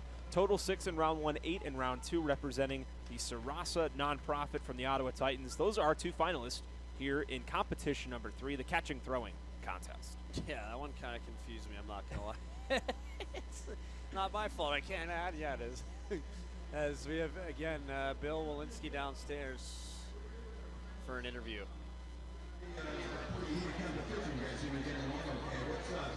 What's the key to winning this thing besides throwing the ball in the middle of the park?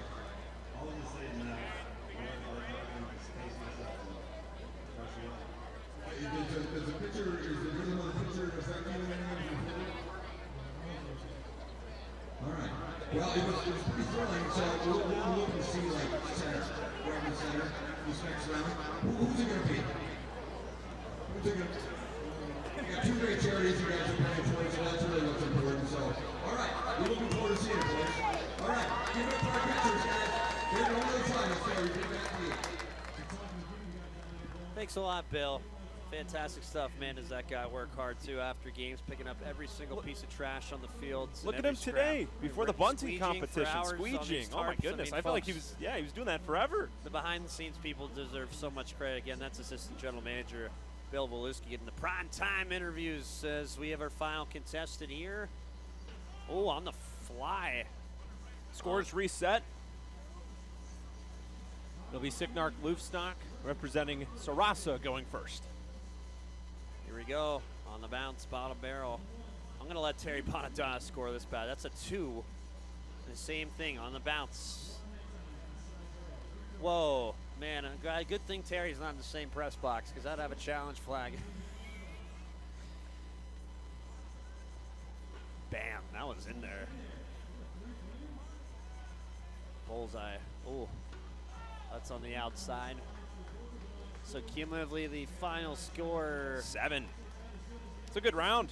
That's for putting some pressure on Roosber Estrada of the New Jersey Jackals representing Do It Stevie's Way.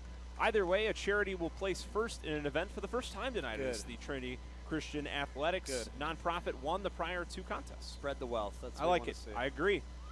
Looked like a little lob there of a warm-up throw for our final contestants, Roosber Estrada.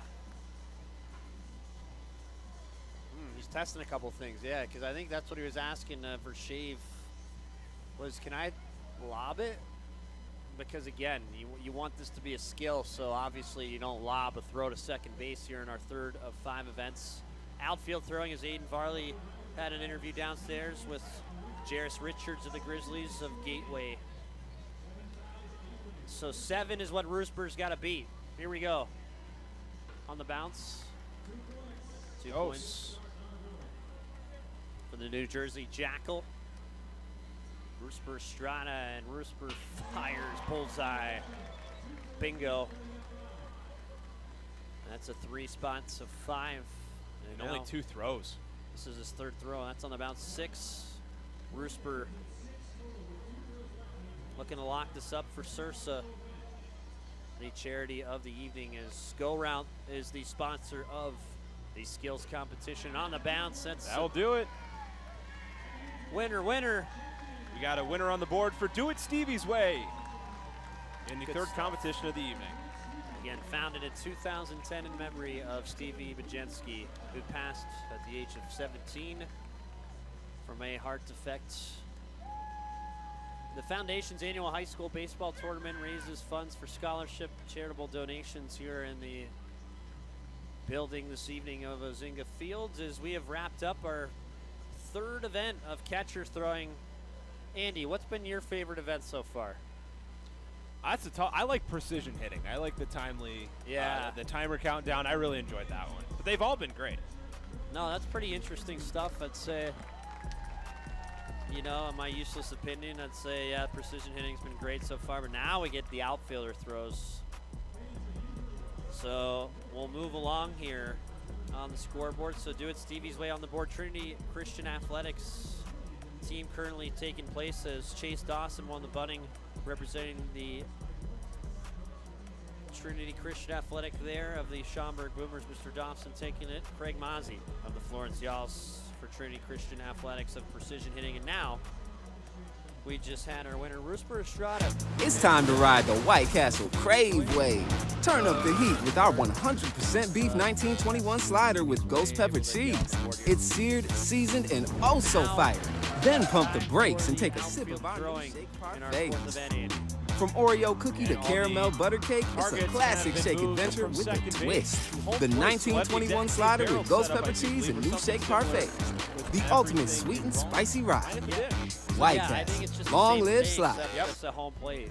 So we're going to have, there's 4 lines of barrels. 3 are going to be stacked with 2 on top of each other, just ordinary. And then there's going to be 1 of the 4 lines of barrels that are open. If you can make it in, whether it's by bounce or in the air, that's 3 points. If you hit the closed barrels just on the nose, that's 1 point. Good stuff, my friend. As we got a couple of interviews on the field with some young fans. Once again, Bill taking us downstairs. And oh, there's Boomer. Boomer! He looks like a little Boomer, the Thunderbolts mascot. What is Boomer up to? What kind of shenanigans? Oh, we got a little mid-game horse racing here in center field. We got a red horse, a blue horse, a yellow horse here going down the stretch towards center to left center fields. And did we go over the points yet before I go on this horse race? We Red did. horse. So like I mentioned, we got our 4 bucket. This is your favorite event, isn't it? That we do in between games. A lot of the promotion staff says, oh, this is my least favorite. What's going on here? It's, a bunch of shenanigans going on here. But no, we should go over the event before it's too late. So yeah, As they I set have up the picture downstairs. right here on my screen in front of me. You do as well. There's going to be 4, like I mentioned, 4 lines. The barrels, they're all going to be stacked on top of each other. There's going to be 3 of the 4 rows of barrels of the columns. They're going to be stacked on top of each other. You just got to hit those for 1, but 1 out of the 4 is going to be open-ended. If you could bounce it in, or if you get it in on a fly somehow, that'll be worth 3. And there's 2 rounds of this, so the cumulative score for each round's in play. And so the outfielder can choose left, center, right, wherever they want. Any ball released from in front of the line is a 0-point throw, as our wonderful staff at Azinga Field has some manual labor here at home plate. So if you hit it on the bounce, Andy, that's 3. If you're able to get it, you want to get it in the ones that are standing upwards and in, or everything else is 1 point. So that's pretty easy to remember. And top 2, again, outfielders will move along. So we have Gage Howard, who is representing the Schaumburg Boomers.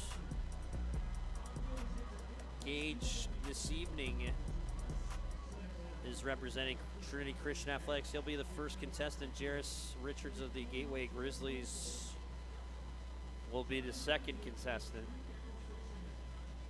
He's representing Do It Stevie's Way. Noah Myers of the Evansville Honors, representing Sursa, is the third contestant. And Chris Quitzer of the New York Boulders. Get some warm-up throws in left field here. Yeah, it'll be Gage Howard. He's choosing to go in the left field direction. All right, and we will eventually have an interview as well in the final rounds here. Patty Cesarini is going to interview one of our home run derby contestants, Josh Raywald of the New Jersey Jackals. Eventually, so these outfielders are getting a ball hit in play to them. They field it on a hop and fire. That's how we're going to do this thing. Wow. That's an outside, but that's a warm-up here as Gage Howard warming up. Quitzer, last but not least, as I mentioned, representing the organization of Bremen Bands. As introductions being made, and Go Route is the official sponsor of the skills competition. Go Route simplifies on-field communication by providing real-time access to information for coaches and players through rugged wearable devices. Our mission is to help players and coaches achieve better, faster reps by maximizing their time, enhancing the quality of their reps, and elevating their performance. Again, Go Route, your official sponsor of the 2023 All-Star festivities of the skills competition. Are we ready to rock and roll, partner? I believe we are. We got 2 right now on the board for Howard. Oh, good stuff, my friend. This is, and this is, again, a big park. 330 in right field. Left fields is 320, I believe. As it'll make for an interesting home run derby coming up shortly. Wouldn't you couldn't you go into shallow left field if you wanted to? I think there is some stipulations as to where you need to be lined up. That's a heck of a throw right there. That's got to be 3. Come on, Terry. Come on, man. I mean, these guys are pros, but that one looks like the base of the middle barrel. We're at an angle here. Facing. You got him 3. You got your wish there, partner, Good. on that last throw. So the semifinals is just like everything we've done. Each of these guys are going to get 2 rounds of 5 throws from wherever they choose in the outfield. Top 2 scores will be heading to the finals. All right. And so we're going to center field here for Jairus Richards. That's right. That was the interview with Aiden, and that was Jairus' choice, center field. And Jairus, so a 5-spot there for Howard. Again, representing Trinity Christian Athletics. Trinity Christian Athletics, the organization that won the first 2 events. Craig Mazzi won the bunting competition. Precision hitting was won by Craig Mazzi. So Jairus, as they readjust the barrels here for center field. I didn't think about that, Andy. Mark Citron alongside Andy Yakum, Patty Cesarini, Aiden Varley are downstairs on our field reports. And the former Windy City Thunderbolt, I think he might know a thing or two about playing here at Ozinga Field. I wonder what he's got up his sleeve. So these are warm-up throws, as we still have Chris in charge of operations getting things set up down there. And on the bounce again, warming up here for Jairus. I believe Noah Myers of Evansville will also be throwing from out in center field. Jairus representing Do It Stevie's Way and the Gateway Grizzlies. They have 7 All-Stars, I believe, Andy. And we'll hear from Jason tomorrow night on a fantastic first half for Gateway. My thing is, I can't tell when we're warming up or we're playing for real. That's the only thing I have from up top. But besides that, what a fabulous night here from Ozinga Field. We were a little worried about the weather earlier. It was not pleasant here. Now it's beautiful. Okay. Now we're good to go. He's got his practice throws in. Jairus Richards, former Windy City Thunderbolt, now of the Gateway Grizzlies, is ready to rock. He takes it on a bounce in center field. The throw to the plate is going to be wide of the targets. Again, a 5 spot for Gage Howard, the first contestant up. Second throw for Richards. Looks pretty good. Oh, it's wide. 2 of 4 contestants as Noah Myers for the Evansville Otters on deck. This is caught in shallow center field. Richards throw the plate on a bounce. That's 1. So 2 more throws for Jairus. Loop into center. Richards, the catch. Throw to the plate. Oh, I hit the base there, the wood. I feel like that's got to count for something, Andy. Gave him 3 for that. Good throw by Richards. So he's got a 4 spot. I believe this is his last throw of the first round. 2 rounds, as this is airmailed wide. But a 4 spot there for Jairus. Howard with 5, Richards with 4. It'll now be Noah Myers, I do believe, representing the Sarasa nonprofit, a member of the Evansville Otters. All right. And do we have a pinpoint on? He's in center field. Is Mr. Myers? And some practice here from Noah. So 5 for Howard, 4 for Richards here in our 4th of 5 events in our skills competition this evening. Tomorrow, the All-Star game, same time, same place. As we warm up, Chris Quitzer, the New York Boulders, on deck for outfield throwing. So Howard was in left. These guys are out in center. I mean, it's obviously to be known, hey, they're going to take whatever position they typically play in. But it is interesting because some people believe, in this corner I'm more comfortable even though I play center field on a day-to-day basis. Yeah, I think we're ready to go here. Our 3rd of 4 contestants is Noah Myers, the Evansville Otter. Fields calmly will throw to the plate on a bounce or on that one's in. Nice throw by Myers. 3 right off the bat. So 4 more throws. Currently the leader, Gage Howard, with 5. So on the second throw on a hop to the plate, boom. That's going to at least tie the score. 4 for the Evansville Otter, representing SRSA, Special Recreation Athletic Support Association, out of Oaklawn Park District, but all over the Chicagoland area.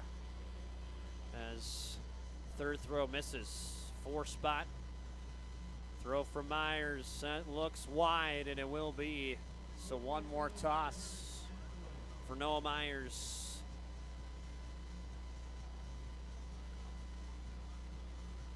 Fields, Myers, the final throw, looking sharp. Oh, just wide. So we have a 2-way tie for second at the moment before our last contestant. Again, another round of this.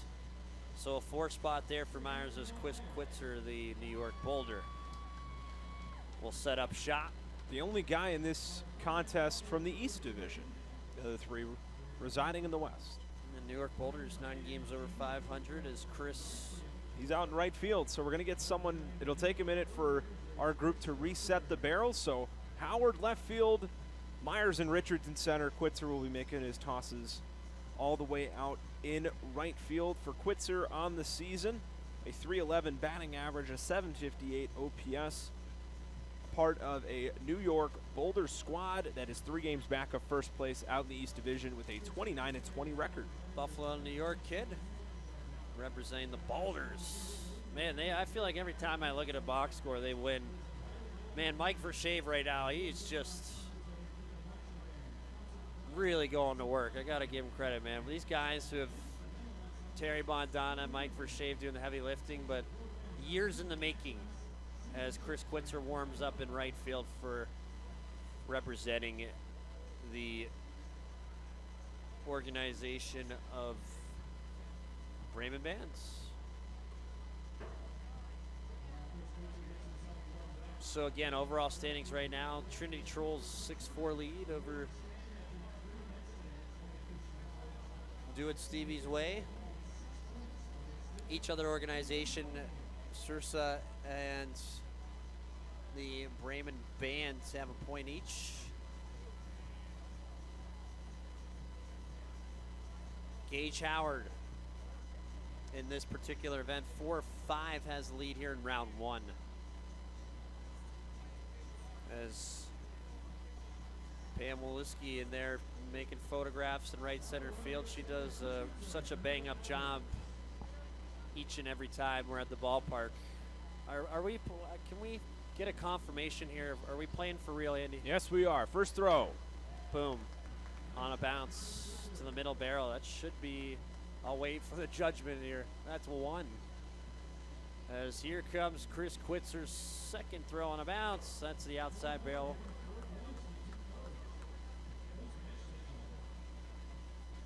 Yes, they actually did give Chris the New York Boulder a 3 spot. This one is on a bounce again. That's just going to tie the leading score here of Gage Howard. Chris Quitzer hitting .311 for the New York Boulders, the Buffalo, New York kid. On here, the 4th throw. That's boom. The new leader, Chris Quitzer, a 6 spot. Final throw for Chris. A chopper in the right field. Quitzer throw to the plate is gonna be boom right down the pipe. Good round, really good round. 9 spot, I believe, until oh final. My goodness, that's really good pace. That puts himself in a really good position to advance to the final round. Still one more round of throwing here in the semifinals. Howard with 5, Richards and Myers with 4, Quitzer with 9. Well, good stuff, my friend. Mark Citron, Andy Yakum up top here in the broadcast booth. Man, this is what I said. The guys downstairs who are doing all the heavy lifting. I know we will eventually get an interview during this competition. Patty Cesarini will talk to Josh Raywalt of the New Jersey Jackals, the league leader in home runs, about his approach to the home run derby. Stay tuned for that. That could be coming momentarily. We'll find out very soon when we'll be hearing from Josh. Great stuff, Andy. But so everyone goes again here in this round, Andy, for the cumulative score. So Chris Quitzer, 9 spot. Gage Howard gets 5. Jairus Richards and Noah Myers, 4 points each here in our skills competition. I do believe Patty has Josh. They're making their way over. So once we get the thumbs up, the A-OK, we'll send it over there as we're getting the barrels reset for Gage Howard's second semifinal appearance. And we're now ready to send it to Patty Cesarini, who's with Josh Raywalt. Josh, you're leading the league in home runs at 20. How confident are you feeling going into this home run derby that's coming up momentarily? I mean, I always got to have a little confidence, but I mean, I'm feeling pretty good. You know, swing's been feeling really good lately, so I don't want to try to do too much. You know, just go out there and just have fun and just try to hit the ball. I don't know if you can feel it, but I can feel it right now. That wind is blowing slightly in. How are you going to kind of make a plan to attack this? I'm going to try to just ignore it at first, but if it's really bothering me, you know, just call a timeout, try to adjust, and maybe even have to try to go the other way if I have to. All right, great. Thank you. Good luck. Thank you. Appreciate it. Back to you guys. Thanks a lot. That was Patty Cesarini downstairs talking to one of our home run derby contestants, Josh Raywalt of the New Jersey Jackals. Gage Howard here leading off in the final round of our 4th of 5th events this evening, 4 or 5, as he's got 5 points in the first round as Gage. I believe this is throw 2. Or are we warming up here, Andy? Still warming up. Or no, this is throw 2. Now that we have the number out on the board. That's when we know for Howard. He's at 5 right now. Great. Oh, that's right down the wheelhouse. That's 3 points for 8. That's a big one. Throws here for Gage, the Schaumburg Boomer. He had 5 coming into the round, was second place out of everyone following the first round of the semifinals. Well, he's just tied Chris Quitzer's first round score of 9. He still has one more throw, at least to my knowledge, in left field. Here comes Gage Howard. Final throw that's going to miss wide, but a total of 9 for Gage. Puts him in a good position, Mark. We're now getting everything set up for center field. Back-to-back throws coming from that part of the outfield. Jarris Richards of Gateway representing Do-It Stevie's Way is up next. He had 4 in the first round, who also had 4 in the opening round of the semifinals. Noah Myers of the Evansville Otters representing Sarasa. So these guys have some groundwork to make up as well. Chris Quitzer of the New York Boulders representing the Bremen Band. A 9-point first round here in the semifinals. Yeah, we need to get them on the board, so I might be rooting for Chris. So I like a close game, you know. It's again for more important things than baseball. Is our next contestant will be Jarris Richards in center field as the Gateway Grizzly takes a scattered chopper. He'll throw to the plate on the hop, or should I say hops wide, as Jarris' first round score 4. This is his second, I believe, throw, unless it's on the board as a warm-up. That's wide. Currently, as Andy mentioned, Chris, a first round score of 9 in right field. This throw to the plate on the hop over the barrels. Again, now we're ready to roll. All right. So gives us the thumbs up. Just got to look for that signal. Yep. It's hard sometimes. I was thrown off in the last one as well. Here we go. Okay, so fight around again. One official 9 on the board from Gage Howard. Here's Richards, who's got 4. He misses wide. 4 more throws for the 4 spot for the Gateway Grizzly. Here's a shot in the center field. Richards, throw to the plate towards the middle. That's in the 3 spot. All right, Jinx. And so 8 overall here on the board is Jarris representing Do It Stevie's Way.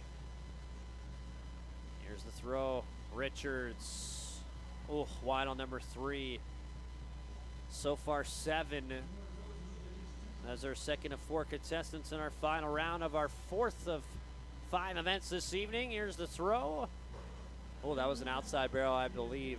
8. So it's a big throw here for Richards. He needs this one to at least make contact if he wants to tie Gage Howard.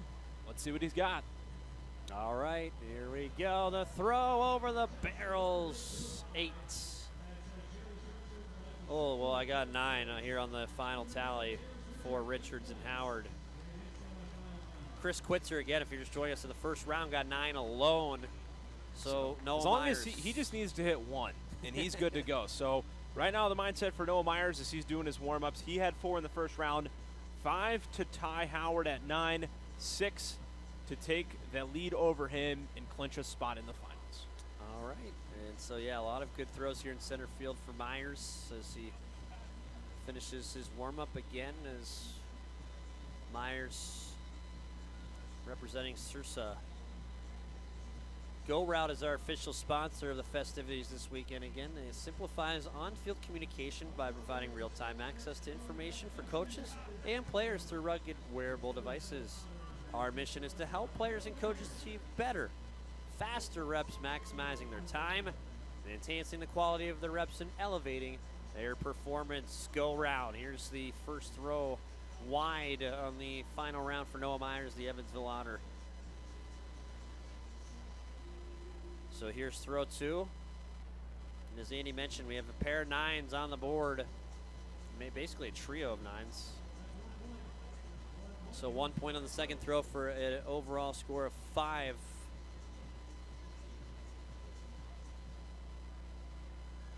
Throw to the plate is on a bounce and wide for Noah Myers. So 4 to tie, 5 to take the lead for Myers. Needs a couple big throws.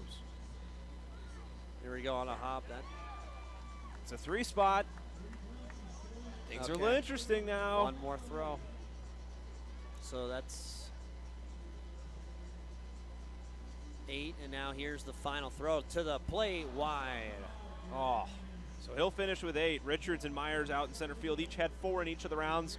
So Chris Quitzer representing the Bremen Band having 9 in the first round. That's all he needs. I don't know if we're going to get a second semifinal round out of Quitzer. Gage Howard representing Trinity Christian Athletics, the nonprofit. 5 in the first round, 4 in the second, 9 total. He's advancing to the final round as well. Okay. So there's Chris in right field. The New York Boulder he got a 9 spot in the first round. I don't think they're just gonna have him throw the second of the semifinals. What's the point? No. So it'll be Howard out in left field. So the 2 guys who chose to go out in center field, no success. So we'll have one guy throwing in each corner in the finals. Beautiful. So Gage Howard versus Chris Quitzer. As Chris appears to be going first, as again the gentleman downstairs set things up at home plates.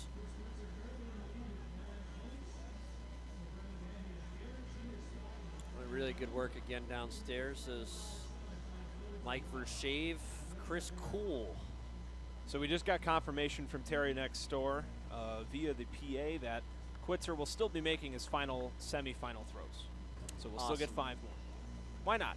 Yeah, that's the rules. I know I just said, what's the point? But you can also say, hey, why not? Chris, again, representing the Bremen Bands. And Bremen Bands, as their mission statement of a nonprofit organization, Bremen High School in Middle-Athenian features a very active music program. It plays a vital role in the community.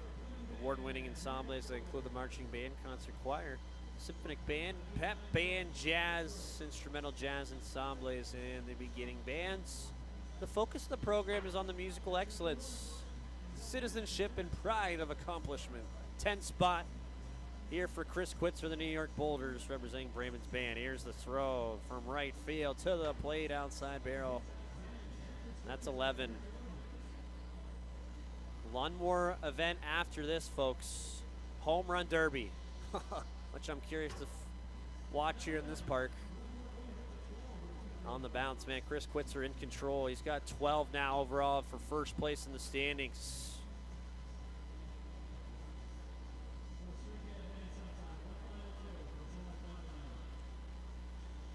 As Chris, as we mentioned, will be taking on Gage Howard. Well, that's a good looking throw there too. Final score 13 there, but it doesn't matter anymore, as we said. But Chris, so far, he's beat my horse. As Gage Howard against Chris Quitzer of the New York Boulders. Shout out to Tim Calderwood of the Schaumburg Boomers, first broadcaster I've met in this league, and mine as well. Yeah, no, he's a great guy, a spiritual guy. I really like that. I got one little guy right here, my little tiger. And fans are like, what is he talking about? It's good luck, charm, spirit, okay? You got your Boomer card taped up on the wall here in the press box as well? Yeah, where's Boomer? Where do we play that game? Where's Boomer? Got to look for him. It's like the who's that first base coach for the Thunderbolts? Like, where's Waldo? Where's Boomer? So Gage Howard going in left field. He had a cumulative score of 8 or 9, Andy? 9. And 9. Gage representing the fabulous nonprofit of Trinity Christian Athletics, who have the overall scoreboard leaders for nonprofits. Again, folks, you're thinking, what are they all talking about? Well, $2,000 for charities. Players also have a cut. They get $1,000 for first place. So Trinity Christian Athletics currently in first place right now. Second place, you get $1,000. As here we go in left field as warm-up throws being made by Gage Howard. Final round of our outfield throwing competition here from Ozinga Field. Mark Citron alongside Andy Yakum, Patty Cesarini, and Aiden Barley, our field reporters downstairs. So is this throw one? There we go, it is here from Howard. A 1 point out of 5 of throws. Here's a ground ball. I wish we could do a mock call. Ground ball, base hit. Howard's throw to the plate. That was dynamite. There's a 3-point bomb there on throw number 2 for Gage Howard. Here's throw 3 in the final round. Boom! That's going to be a 1 spot. 5 here for Gage. So the Schaumburg Boomers. Throw number 4 on the pounce. Oh, there we go. So still a 4 spot on the board. Chris Quitzer awaiting his turn in right field. 5 spot. And so, yes, final totals as we await the cumulative for Gage. 6. That'll be the number to beat. Out in right field for Chris Quitzer of the New York Boulders, representing the Bremen Band nonprofit. Good stuff. Chris Quitzer, our final thrower in right field. Man, Chris making some of our volunteers' lives here very hectic downstairs. I think the volunteers would have loved it for it to be the 2 guys out in center field in the finals. They wouldn't have had to move the barrels. Yeah, you can make an argument, too, that in left field there. So, no, it's all fun and games. But this is just some of the work that these guys do. As Chris Cole, Mike Vershave doing a lot of heavy lifting. These barrels, man, this is more than your average workout for these guys. No gym for them for a couple days. They're good. I mean, thank goodness there's no home games at this field for some time, because the work that is put in behind the scenes, folks, you don't imagine. I don't imagine. No. Andy doesn't imagine. I don't know. We're sitting here giving you the words, but these people are doing the work. Mike Vershave, general manager in his 17th season for Windy City, has been going at it. I don't even want to know what time. I can't wait to do an interview with him post All-Star break. Chris Cool is the director of operations, has an intern here with him downstairs that does just about everything. I've seen him be a ball boy, for some games, but here as they move these massive barrels, there's about 10 of them total, but for every player they got to shift them. This is the championship round, Andy, as Chris Quitzer needs to beat the final score of 6 of Gage Howard. The New York Boulder goes, he gets 1 point here. Still think we're going through practice. Warm-ups here, yes. Warm-ups. I beg your pardon, folks, if you're tuning in. Chase Dawson, the winner of the bunting competition in our first round. Craig Mazzi, the Florence Y'all's precision to hitting winner.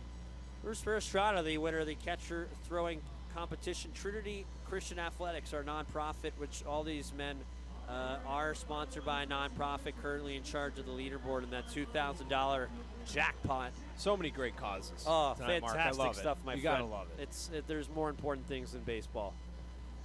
It's a good start. It's a really good start. 3 right off the bat on the first throw for Quitzer. Oh, and the throw here just wide is thank you very much for our concession staff visiting the press box here at Ozinga Field. Mark Citron, alongside Andy Yakum. So 3 spot here for Quitzer. Boom. That's bingo. That's tie game. Bingo, bango, 1 throw. boingo. We got 1 throw left to your partner. Yes, sir. And I believe Chris is going to, the operations not Chris manager. Quitzer, Chris Cole is going to get that baseball out of there. Let's see what Quitzer's got here on this final throw. Quitzer representing the band of Bremen Bands wins it on the final throw. 7-6 over Gage Howard. Winner for Chris Quitzer. So we have now had every group win except the Sarasa group, so everyone's getting the opportunity to win an event so far today. And if Sarasa wants to have an event victory, they need Jeffrey Baez to come through and win the home run derby. Okay, thank you very much, Andy. So Chris Quitzer, the New York Boulders, your winner there, the outfield three. He was from the start great. And thank you to our staff downstairs who doing all the manual labor and all of the things to make this event possible. Do we have another event with Bill Waluski coming up? We potentially do a little bit of Thunderbolt golf that's All right. going to the Frontier League. Is Boomer's out, quiet on the green. He's got his sign. I think my favorite picture I've seen, for those who are tuning in, who are not listeners, viewers of Thunderbolt Baseball, probably have no idea what we're talking about. But so basically every game, around the 7th inning, we have a Thunderbolt, typically relief pitcher, maybe it's the starter from the day before, chipping competition closest to the pin with a fan that is selected out of the crowd. Winner wins the green jacket. It took a lot of convincing to get Thunderbolt's relief pitcher Davion Whittle to do the closest to the pin. Really? My favorite picture is when he won the green jacket for the first time. It's him, our assistant general manager, Bill Waluski, and Boomer. I don't know if you've seen the photo, partner. You may or may not have. I'll have to pull it up for you. It's a great photo. Good stuff. Now, as we set up the shop here before our final event, which everybody I think is waiting for, which is Home Run Derby. And we are getting word now that Patty Cesarini, wherever she may be, asks us to send it down to her. So, Patty, what do you got for us? Almost time for the long-awaited Home Run Derby. You see a couple guys starting to warm up right now on the field, taking big hacks. It's going to be really interesting tonight. Right now, the air is still, but earlier it was blowing in, so we'll have to see what it's going to look like when it actually comes time to start hitting some of these baseballs. Like I said, it's going to be really interesting. Guys are getting ready, and they're excited. Back to you. Thanks, Patty. This is a pitcher-friendly park, to say the least. What's our dimensions in center field, Andy? We got 330 right, 320 left? I don't have an exact number. It's 4 something. Jumping at you here to Zynga Field. Mark Citron, Andy Ockham here in the broadcast booth. Here we got some shenanigans a bit, just some sunglasses being worn. Pete Zimmerman is the first contestant that will be up eventually. We have some golf here before. This is a far closest to the pin. Look at where that green's at. Home plate out to center field. It's a lot to ask of these people. Bill Waluski just put on his PJs, Thunderbolt PJs. You can get them here at the Thunderbolt shop if you're in town. He's also our star of the show, broadcast-wise. He's put the chipping mat here on home plate. And we have a lucky fan, I believe, that's going to try to chip here in dead center fields, at least for the in-promotions event. Pete Zimmerman of the Gateway Grizzlies will represent Trinity Christian Athletics, who Trinity Christian won the first 2 events with Chase Dawson and Craig Mozzie, respectively. Chase winning the bunting competition, Craig in the precision hitting. Jeffrey Baez of the Evansville Otters is representing SRASA. Sursa, as we get a young fan here trying to hit in dead away center field. I want to say it's a 9 or 8 iron. Oh, Boomer's got his sign up, partner. Quiet on the green. Oh, it's just a bit wide there, left of the hole. That would be out of the bunker. We don't know who he's going against. I don't know if this is fans, because like I said, typically for Thunderbolt games, it's a pitcher, a player, but usually it's a pitcher, typically a bullpen pitcher, sometimes guy from the day before. That's a good one. That's there. A good shot as well. That's right toward the green. That'd be on the fringe or on the green there. A couple of fans here. Brent Spillane, the hometown kid out of Wheeling, Illinois, will represent Windy City in the Thunderbolts. He'll be the 3rd batter behind Baez of the Otters. Baez, again, as I mentioned, representing Sursa. Brent Spillane organization will represent Do It Stevie's Way. And last but not least, to Patty Taktu Cesarini downstairs, Josh Raywalt of the New Jersey Jackals as they golf here in the Home Run Derby, which I love the Masters music they play here in this event right now as we take a bit of a breather in our Home Run Derby competition. And Josh Raywalt, again, as I mentioned, representing the organization of the Bremen Bands. So Home Run Derby, it's not your typical 10-out enchilada. This is Not 4 this year, no. contestants, 4 minutes each to hit as many dingers as possible. The clock starts on the first pitch. The ball must land before the next pitch can be thrown. Contestants get 2 untimed timeouts during each round.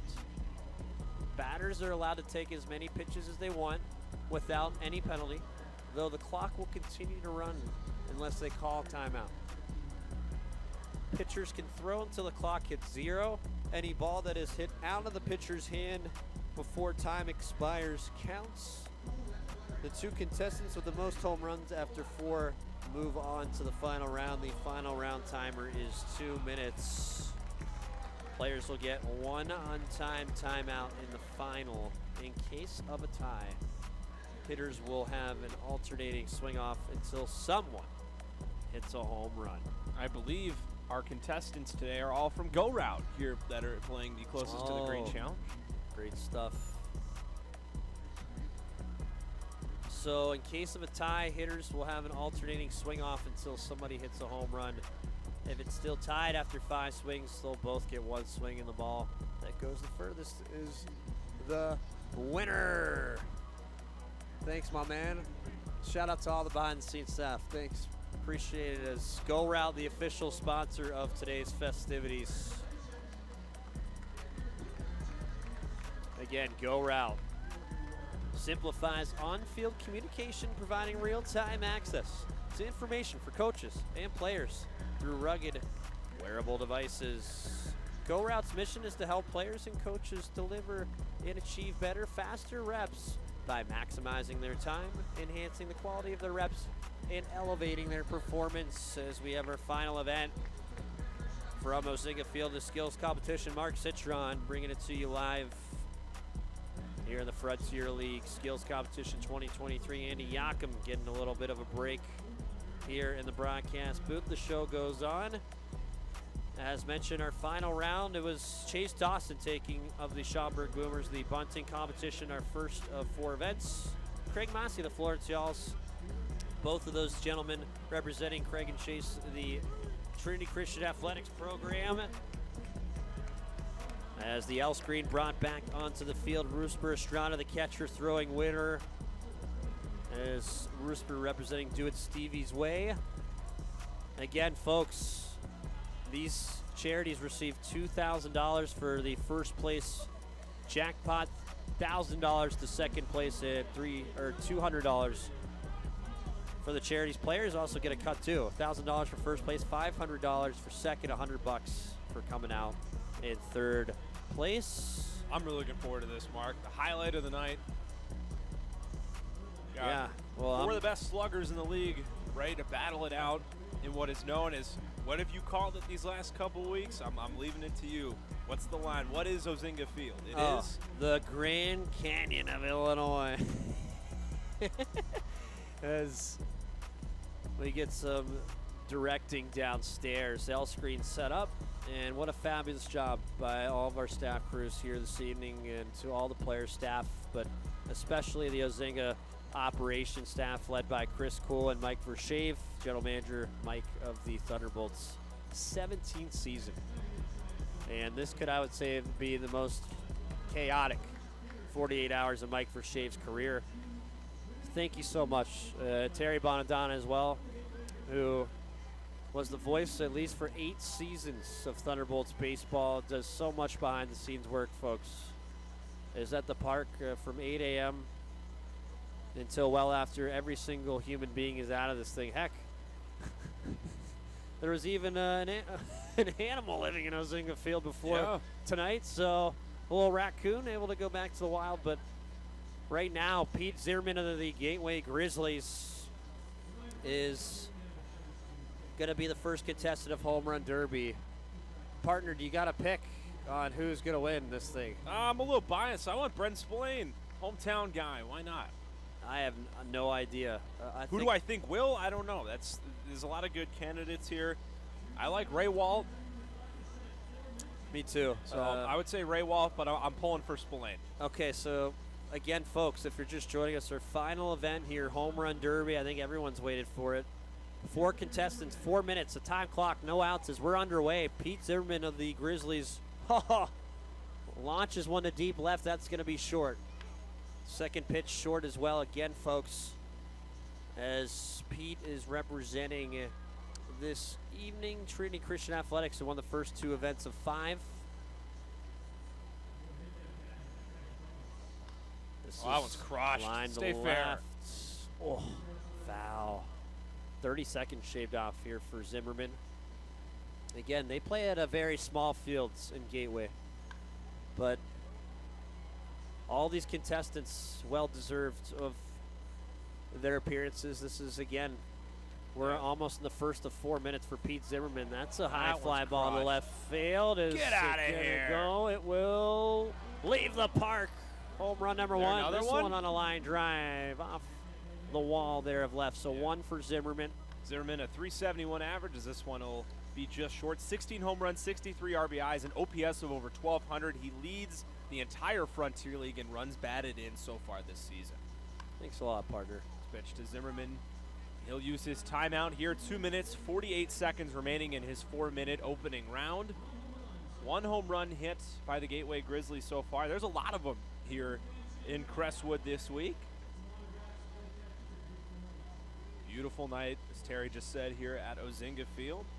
Zimmerman, as we mentioned, representing Trinity Christian Athletics. Jeffrey Baez from Evansville, representing Sarasa.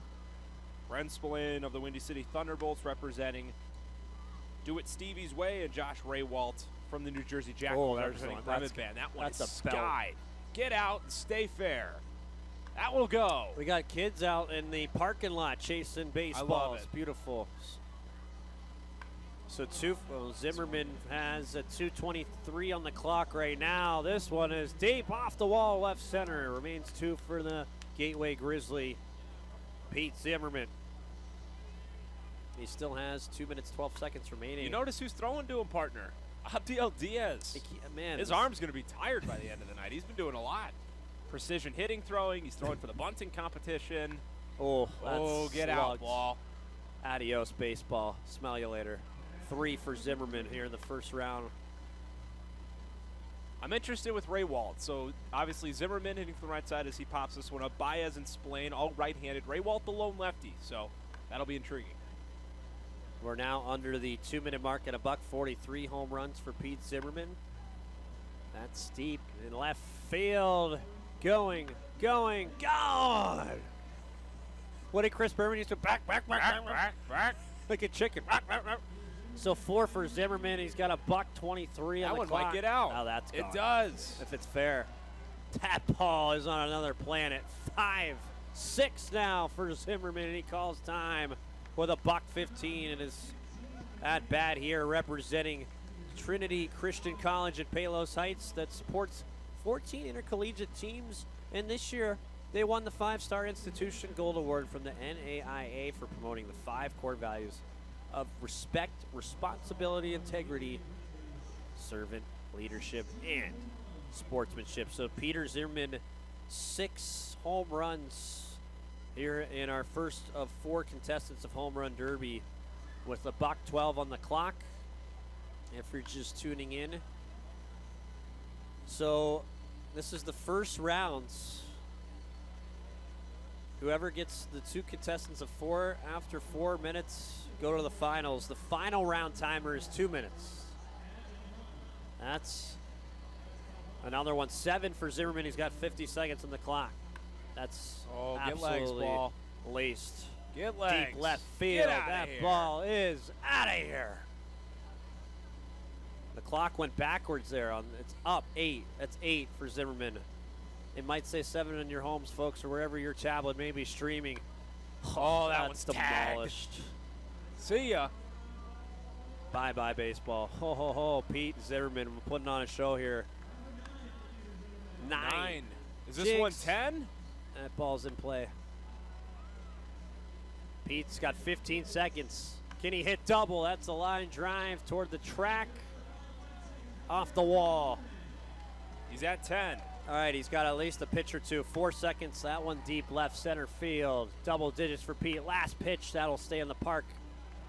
That one in left center field. 11 is the total. Wow. Great first round for That Pete is Zimmerman. excellent. I did not think 11 home runs. No. Pete Zimmerman of the Gateway Grizzlies, representing Trinity Christian College. 11 through 4 minutes of play. Next, we'll have Jeffrey Baez, the Evansville Otter, who's representing Sursa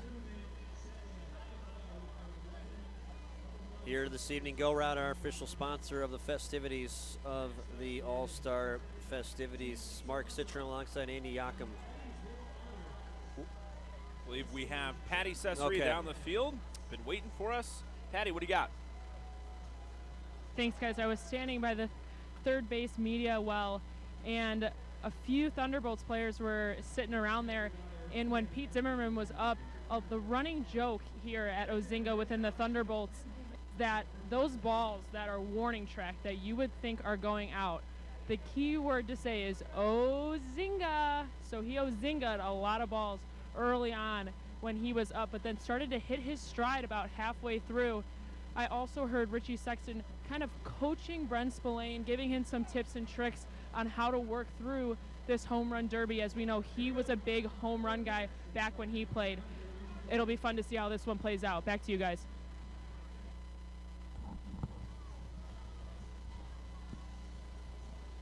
Thank you, Patty. Clock has started. It's now time for Jeffrey Baez of the Evansville Otters representing Sarasa. That one is crushed to left. That one's just going to end up on the track, though. There's an Ozinga for you. There's another one, too. Big right-handed bat is Baez. So he's got 0 right now, 11 for Zimmerman. Yep, 6'1", 260 is Baez, a .299 average, 10 homers, which led the Otters in the first half of the season, 38 RBIs with a .951 OPS. Thanks, Andy. The second of 4 contestants. Baez looking for his first home run this evening. As Terry Bondana encouraging the Ozinga faithful here this evening. 3 minutes, 5 seconds left in Baez's round. As Sursa, again, Special Recreation Athletic Support Association, operate out of Oaklawn Park District, but affecting many area communities. The SRASA provides quality Special Olympics training programs in several sports. As timeout is called from Baez with 2:48 on the clock. No ding-dongs yet for Jeffrey. The SRASA also help athletes and families with registration costs on uniforms and equipment. Fantastic stuff as Trinity Athletics poised right now for that $2,000 jackpot, but we have a lot of time here in our 5th and final event. Let's get some words of advice from his Honors teammate, Yomar Reyes.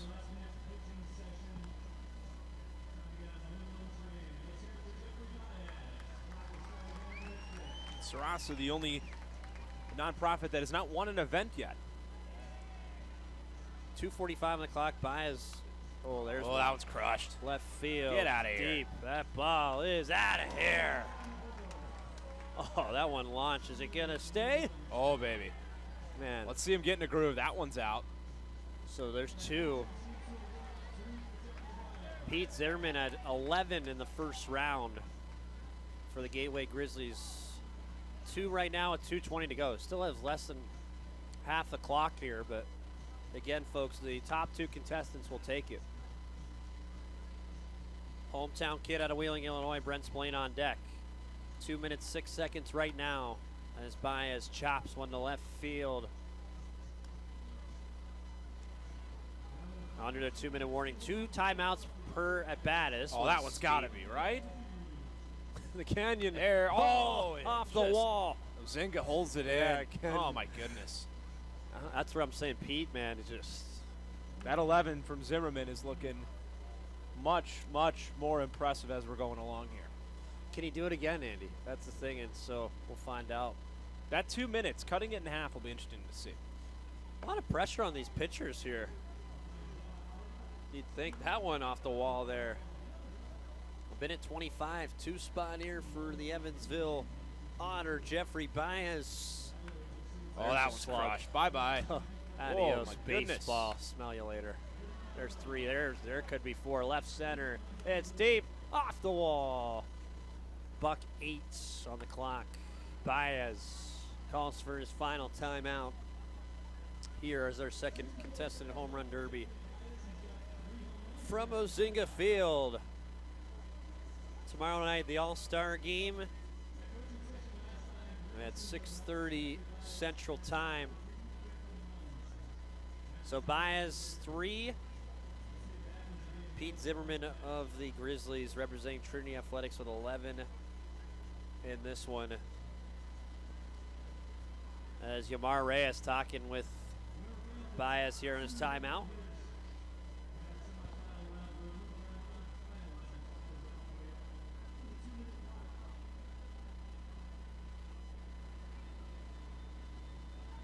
As we mentioned, out of all of the guys in the Derby, Baez with 10 on the regular season so far. Raywall with 18. Spillane with 7. Zimmerman with 16.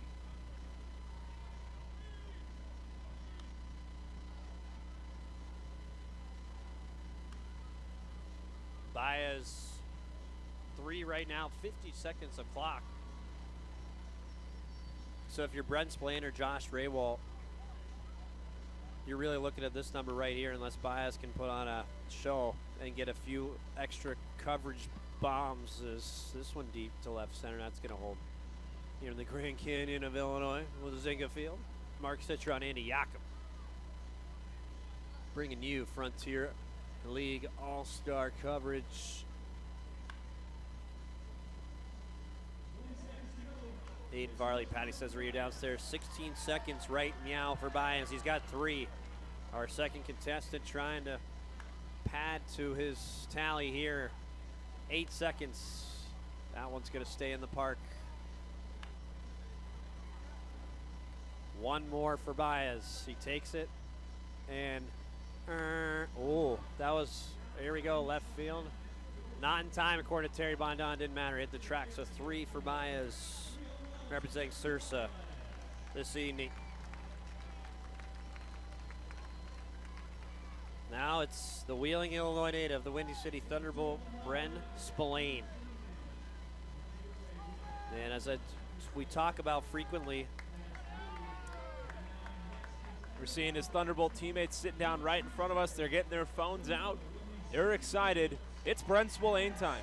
Stevie's Way, founded in 2010 in memory of Stevie Bajensky, who passed at the age of 17 in 2009 from a congenital heart defect. The foundation's annual high school baseball tournament raises funds for scholarships and charitable donations. Brent Spillane representing Stevie's Way this evening. And the Windy City Thunderbolts, Chris Coleman throwing to Brent Spillane, a Wheeling, Illinois native. He's taking his time here, taking some pitches. Is Chris throwing tarts down there or what? Slow it down, buddy.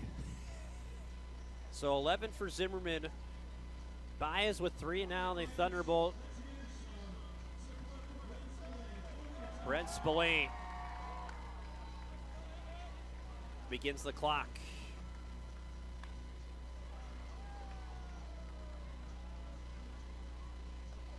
Number to beat is 3.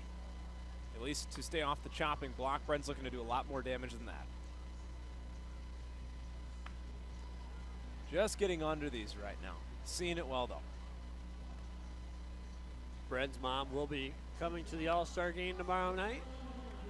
He's got 1. Oh, that was crushed. Get out of here. Nope. Oh, my eyes deceived me on that one. Hey, welcome to, you know it. Oh, man.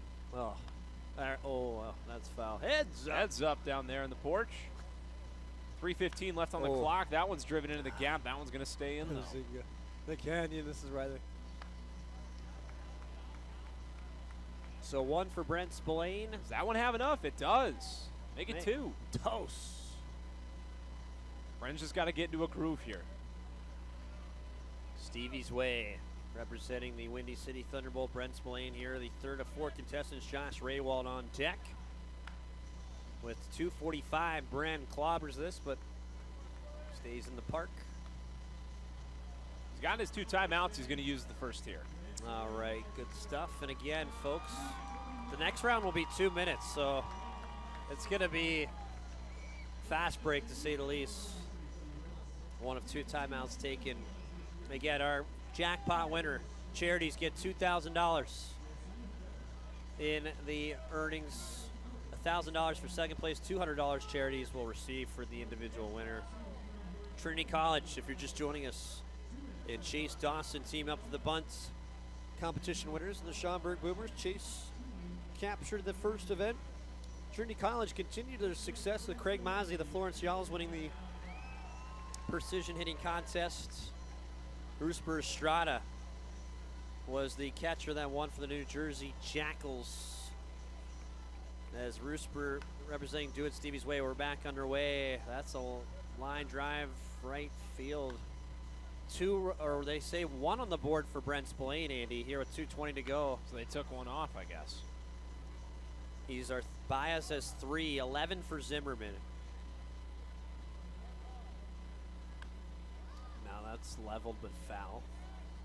2:07 on the clock for Spillane. My thing is, I feel like these pitches, yes, even if they're not great, Brent's taking them. The clock doesn't stop. It just keeps going. So $155 right now for Brent. He's got one dinger. That's, Terry Bondana says foul. $140, one dinger here for Brent.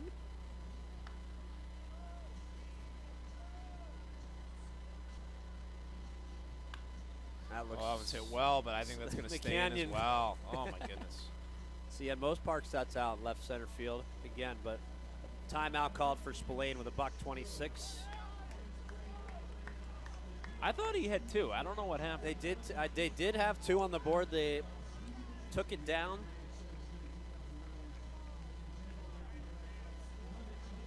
And so Zimmerman right now the leaderboard with 11.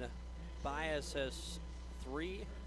Spillane has his second timeout, taken with a $126 of play time here in the Frontier League Skills Competition, which is presented by Go Round. As Brett gets some cheers here from the home crowd. 270 average, 7 homers, 18 RBIs, and 879 OPS.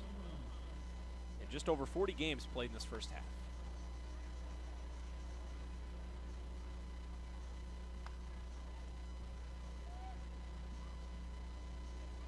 Clock resumes. That's a blast. That's going to stay in. Oh, it's out. I've been proven wrong. That's gone. Moonshot. Spillane. Bye-bye baseball. Just like that, 3's tied with Baez. Has a minute left. Bren to potentially advance the next round. Needs one more. He's tied with Baez.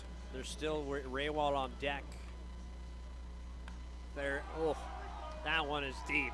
This baseball is gonna be gone.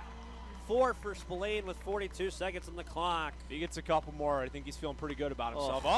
Missile to left field. Get out the tape measure. That ball is long gone into the parking lot. Oh, Spillane drills this. They said that's fair, Mike. That's fair. 5 for Spillane. 20 seconds to go. Right. Meow. Chris Coleman. Let's see 2 more here. Coleman darts. Gets Zimmerman as 11 of the Gateway Grizzlies. Spillane gets this one tagged. Well, he heated up here, did Bren. One more pitch in the first round. Will stay in the park at left center field. Nice finish for Brent Spillane, the Wheeling, Illinois native, with 5. So Raywald's got to beat 5 to get to the finals of the New Jersey Jackals. Again, Spillane representing the Thunderbolts of Windy City, the hometown hosts of the 2023 All-Star Game of the Frontier League. Mark Citron alongside Andy Yackham, Patty Cesarini, and Aiden Varley downstairs as Richie Sexton greets his center fielder, Brent Spillane. Then Do It Stevie's Way. Good stuff, Brent. So Pete Zimmerman with 11, Jeffrey Baez 3, Brent Spillane in second place with 5. As Josh Raywald in the final of the first round. How about this? 20 home runs for Raywald in the first half, heading into the break. 56 RBIs and exactly 1,200 OPS. Average is at 366, 6'6". Like I say, tall drink of water is Raywald. The lone left-handed hitting contestant. We're going to test this Jackals Park, though, my friend, because it's a pretty shallow right field And there. how about this? The teammate of his that's throwing Is that to him? Roosper? That's Roosper Estrada, the catcher of the Jackals. Well, the clock has not started yet, but I'm curious to see what he can do. That's a lot of home runs. How many of those does he hit on the road is my question. We're about to find out here in the final round. 5's the number to beat. He's telling Roosper where he wants. He's holding man. his hand out right here. 5 for Spillane, 11 for Pete Zimmerman, 3 for Jeffrey Baez. So Baez is out. Ray Walt needs 5 to tie and force a swing off with Spillane, 6 to clinch a spot in the finals against Zimmerman. And Josh is representing the organization of Ribbon Bands as we are underway for the first round. Our final contestant in the home run derby, Jackals right fielder. Wow, that's the biggest fly ball I think I've ever seen a foul in right field. 20 seconds in as Josh gets his rhythm down here. That's deep. Right center field. That ball is in the park. I always said it was going to be interesting to see a lefty take care of things. We don't see a lot of left-handed home runs here at Ozinga. That's fair. That's foul. Oh, that one's hit well, but that might stay in. Off the wall and right for Ray Wald. Ray Wald here, right center field at the track. That ball's out of here. There's one, I believe, for Josh Raywald in right center field. 2:58 in the clock, takes a timeout. We do not have one on the board, I swear. Right up behind that Kona Big Wave side, I believe he hit one, but I could be wrong, folks. Again, scored a tie. Brent Spillane of Windy City. Pete Zimmerman with 11. Representing Braven Band, the New Jersey Jackals, Josh Raywald. Sticking with that Jackal red. In the home run derby, 2:58 left on the clock for Raywald.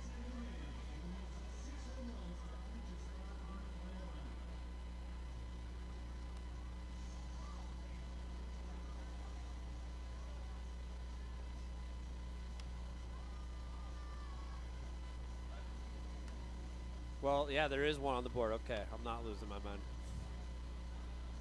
Right now, 2:40 on the clock for Josh Raywald. That's gone, almost. We'll see. Nope. There, that one's launched right field. Bye-bye, baseball. 2 now for Raywald. He's got 2:25 on the clock. One timeout left here. Again, final rounds, 2 minutes each. With 2 contestants, that's gone. Right field, forget about it. Bye-bye. That might have hit a car there. Oh, wow. 3 for Raywald. Tying Baez, who's last currently, and something tells me Josh, in the 2-minute warning of his first appearance, is gonna, there it is, right. If it's fair, it's gone. And that ball's out of here. Hit the foul pole. Tie over Baez now. 1 to tie Spillane. 2 to advance. Oh, that one's just going to be foul. Timeout, Joshua. He's got 4 with $1:38 to go. So Baez, unfortunately, will not make the cut. It's between Spillane and Raywald for the championship round. Pete Zimmerman of the Gateway Grizzlies with 11. Pete representing Trinity Christian Athletics. Man, Trinity looks like they could capture this thing, Andy, here in our non-profit contests.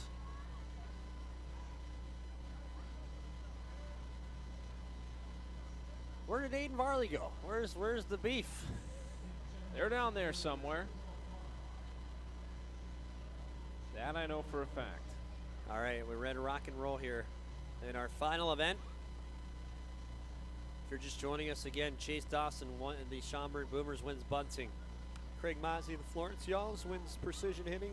Roosper Estrada wins catcher's throwing of the New Jersey Jackals. More importantly, the nonprofit organizations that these guys sponsor. This one's going to tie it. Brent Spillane in right field. Bye-bye baseball.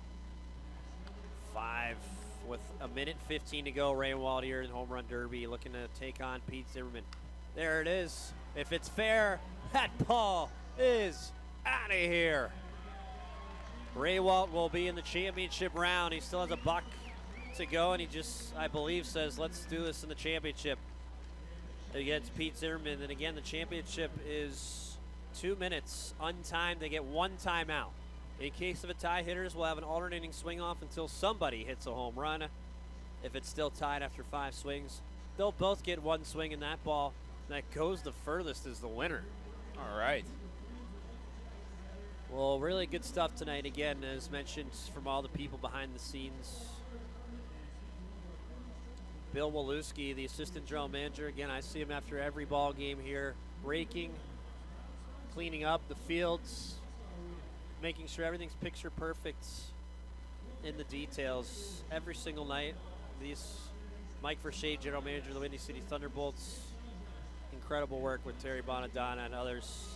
Chris Cole in charge of the operations at Ozinga Fields, and all the staff behind the scenes to make this broadcast and these events possible. Mark Citron alongside Andy Yakum.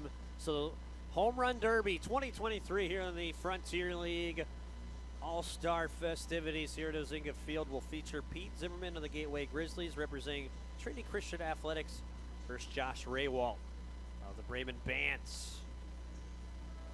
Nonprofit organizations in our final rounds. Appears we have contestants moving to apparently left field. We got a catcher coming out here, I think from Empire State, I want to say. Yeah, that would be Zach Whalen, one of the 2 Grays All-Stars. So Raywald, even though he didn't need the full time, it'll be interesting. I'm looking forward in this 2 minutes to see what he could do. He's not going to get cut off whatsoever. He'll be going first because he hit less homers than Zimmerman in the first round.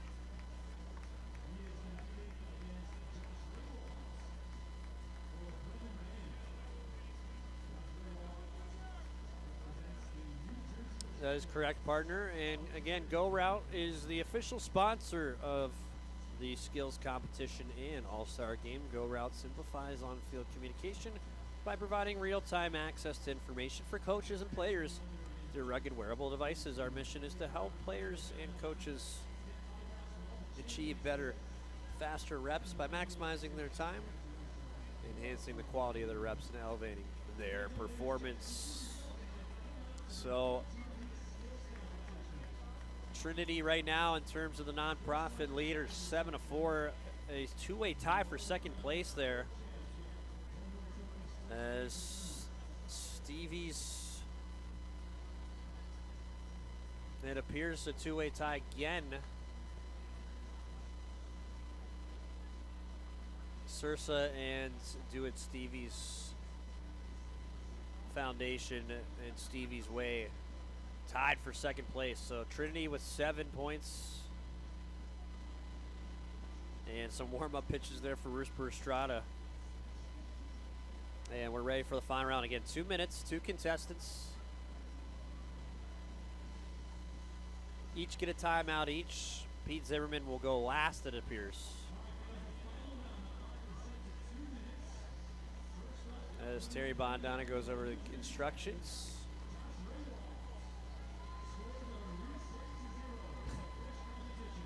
Here we go.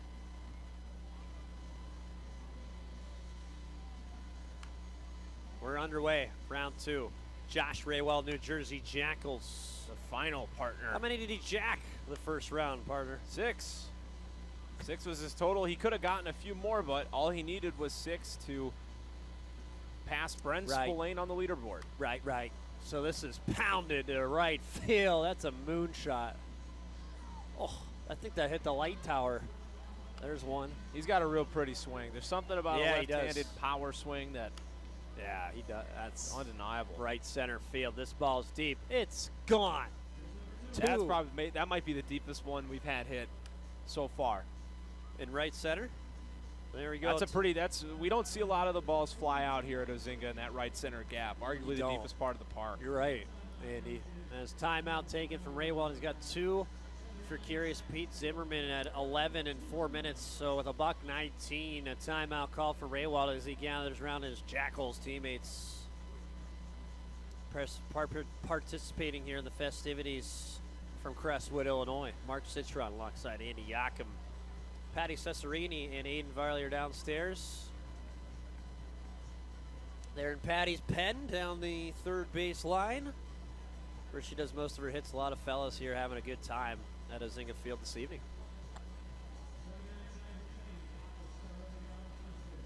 We're ready to go again here. Minute 19, 2 for Waywald. He resumes and he tags one to deep right field. This ball's out of here. 3 for Raywald. He's got a minute 10 to operate in the final round of the skills competition. He's going to need a few. We saw Zimmerman put up 11 in that 4-minute first round. That's gone. Who knows what he'll be capable of. That one's blasted. My goodness. Forget about it. 4. That's foul. He's had a few of these that have hooked foul that have had quite the distance on them as well. We haven't seen anyone hit one in center field, I don't think, yet. None of the competitors. Yeah, you got to get Mike Iwanamine in the competition for that. I feel like he's the only person I've seen hit one out dead center here. You're in right. Azinga. Yeah, my yard card hero. Speaking of which, we're gonna have to introduce the fans to that tomorrow night because we're playing. I want to play. I always want to play yard card. Guess what? Guess who gets first pick? The guy who leads the standings. No one really. I'll give you first pick. That's fine. Sorry, everyone's an all-star. There's a lot of good choices to pick from. Raywald's got 4. He's got 15 seconds for the New Jersey Jackals. Is that out of here? It is. Kiss it goodbye. 2 more. 6 for Raywald. 5 seconds to go here in the finals. Oh, there's number 7 toward the light tower. Bye-bye baseball. As Raywald puts on a clinic here in the finals. 7 in 2 minutes, man. That's pretty impressive. I wonder if Pete Zimmerman can keep up, as Pete had 11 in 4 minutes. The Gateway Grizzly. Look at the top, Raywald representing Bremen Bands. Bremen Band is a high school in Midlothian, features a very active music program that plays a vital role in the community. Award-winning ensembles that include the marching band, concert choir, symphonic band, pep band, jazz, instrumental ensembles, and the beginning band. The focus of the program is on the musical excellence, citizenship, and pride of accomplishment in the finals. Josh Raywald talking here downstairs to Bill Walewski. Downstairs, let's see if we can get him. Okay, back to the real report here is Bill, thank you so much. Bill Walewski, the general manager, assistant GM of Windy City Thunderbolts. Mark Citron here with Andy Yakum in the broadcast booth. So in the finals of Home Run Derby in our final event, Pete Zimmerman, who hit 11 in 4 minutes. One time out here in a 2-minute break. Pete's got to beat 7. 7 to tie and force that swing off. 8 to win it. Let's see if he can do it, partner. A couple warm-up throws for Abdiel Diaz. We're ready to go. Here in the final round.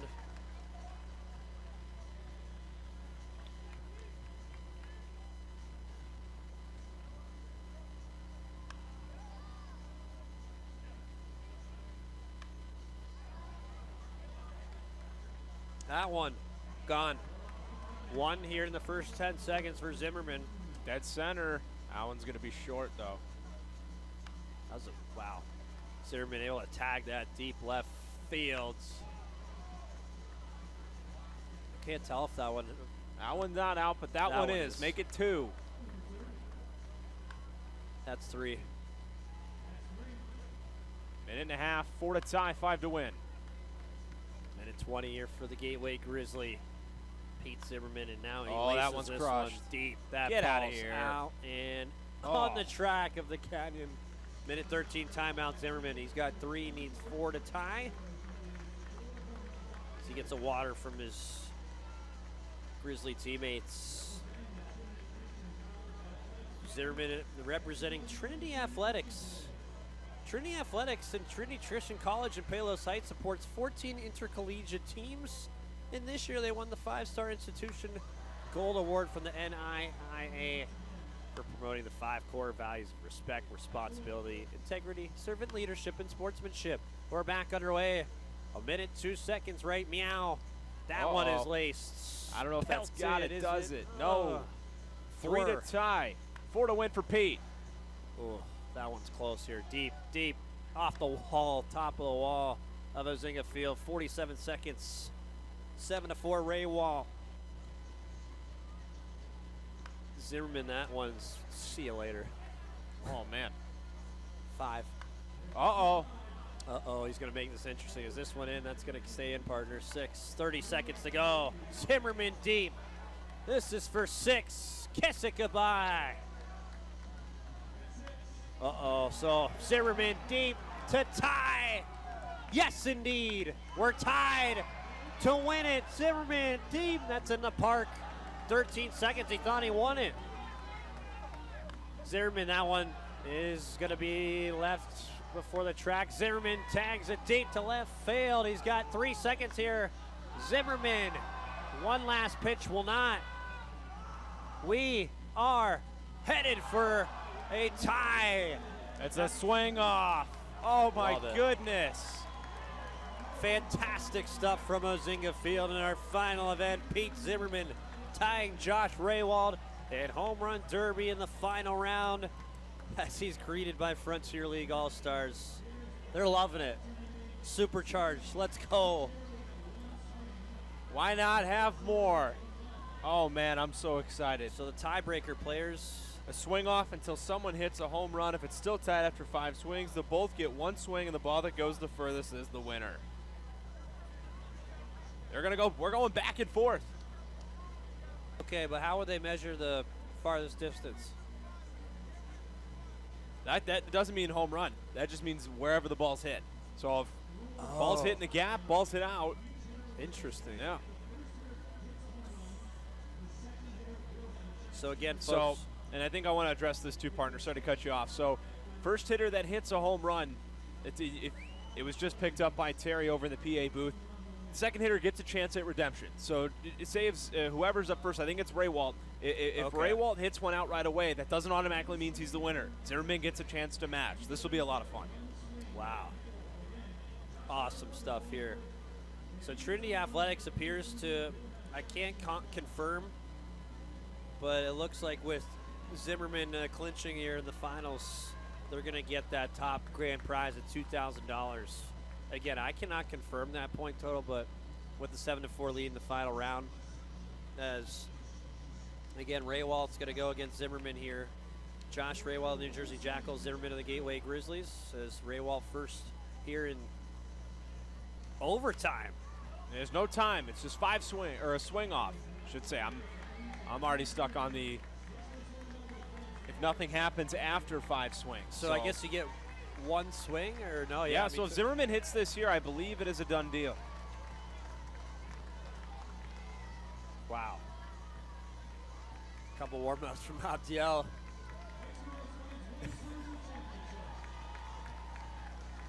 $7-7 here in the double championship round. Pete flings it to left. That ball's deep. It's going to hang and stay in the park. Back to Josh Raywald of the New Jersey Jackals, representing Bremen Bands.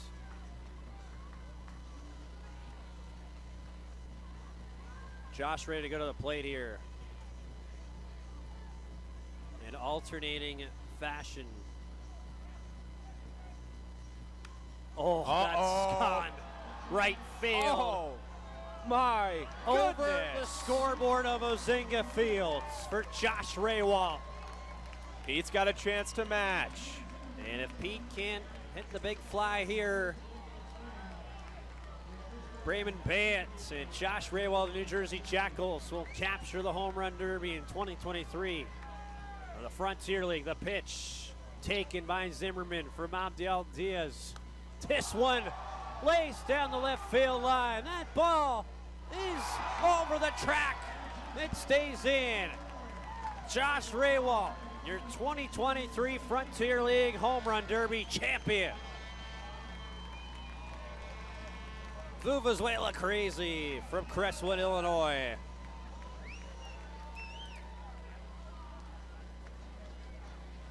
And once again, it's A lot of fun for these guys, but they're special nonprofits that mean more than the game of baseball. We can combine the two things and make for a magical, memorable all-star time here at Ozinga Field at Crestwood, Illinois. Mark Citron, Andy Yakum, Patty Cesarini, and Aiden Varley are going to bring it to you all festation long.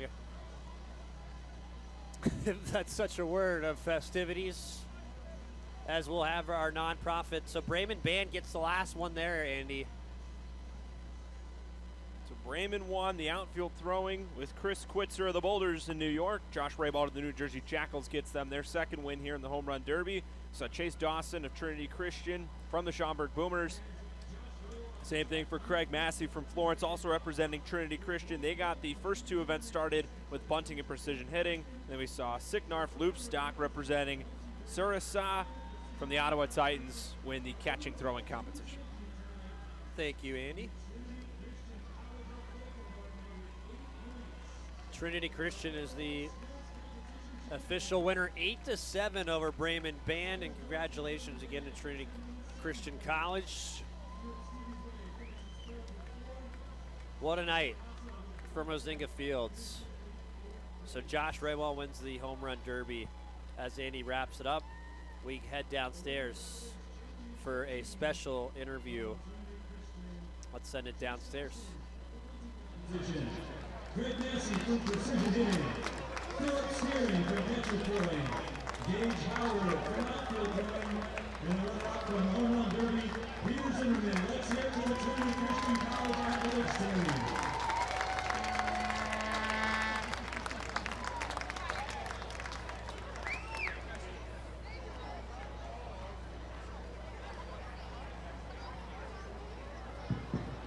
Thank you much, Terry. Thank you for all the ball players. Congratulations to Trinity Christian and each of the other three charities out here tonight. This is the first time we get to one of our clubs try this event.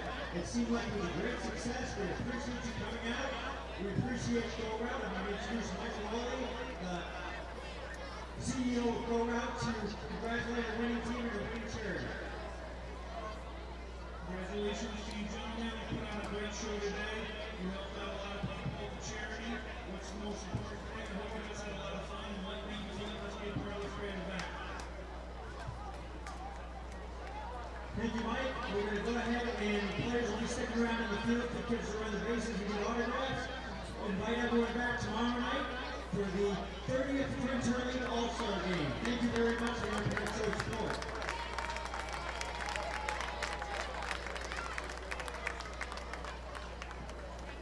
To echo the words of Steve Tashler, the Deputy Commissioner of the Frontier League, all fans would like to come on the field, get autographs from all of these fine competitors. If you want to come out and play some catch in the outfield, you can begin to make your way towards the home plate gate right now. If you want autographs, if you want to play catch, if you want to run the bases, head on down the field to the home plate gate. For Mark Citron, Andy Yakum, Patty Cesarini, and Aiden Varley signing off here this evening. Trinity College gets the nonprofit winner. Andy, what was your favorite event? Got to be the Home Run Derby, especially because it came down to that tie-breaking fashion. Everyone loves the Derby. Everyone loves it when it's dramatic as well. That swing-off was great. This was overall an incredible night. All these nonprofits, these charities, everyone was able to contribute, be involved. It was a great crowd here tonight. It was all for such a great cause to see all these guys go out and compete. And I can't wait for what's to come tomorrow night at the All-Star Game. Well said, my friend. Well said. Well, signing off until tomorrow night. We hope you enjoyed this Frontier League production. Good night, everybody. Enjoy the rest of your evening.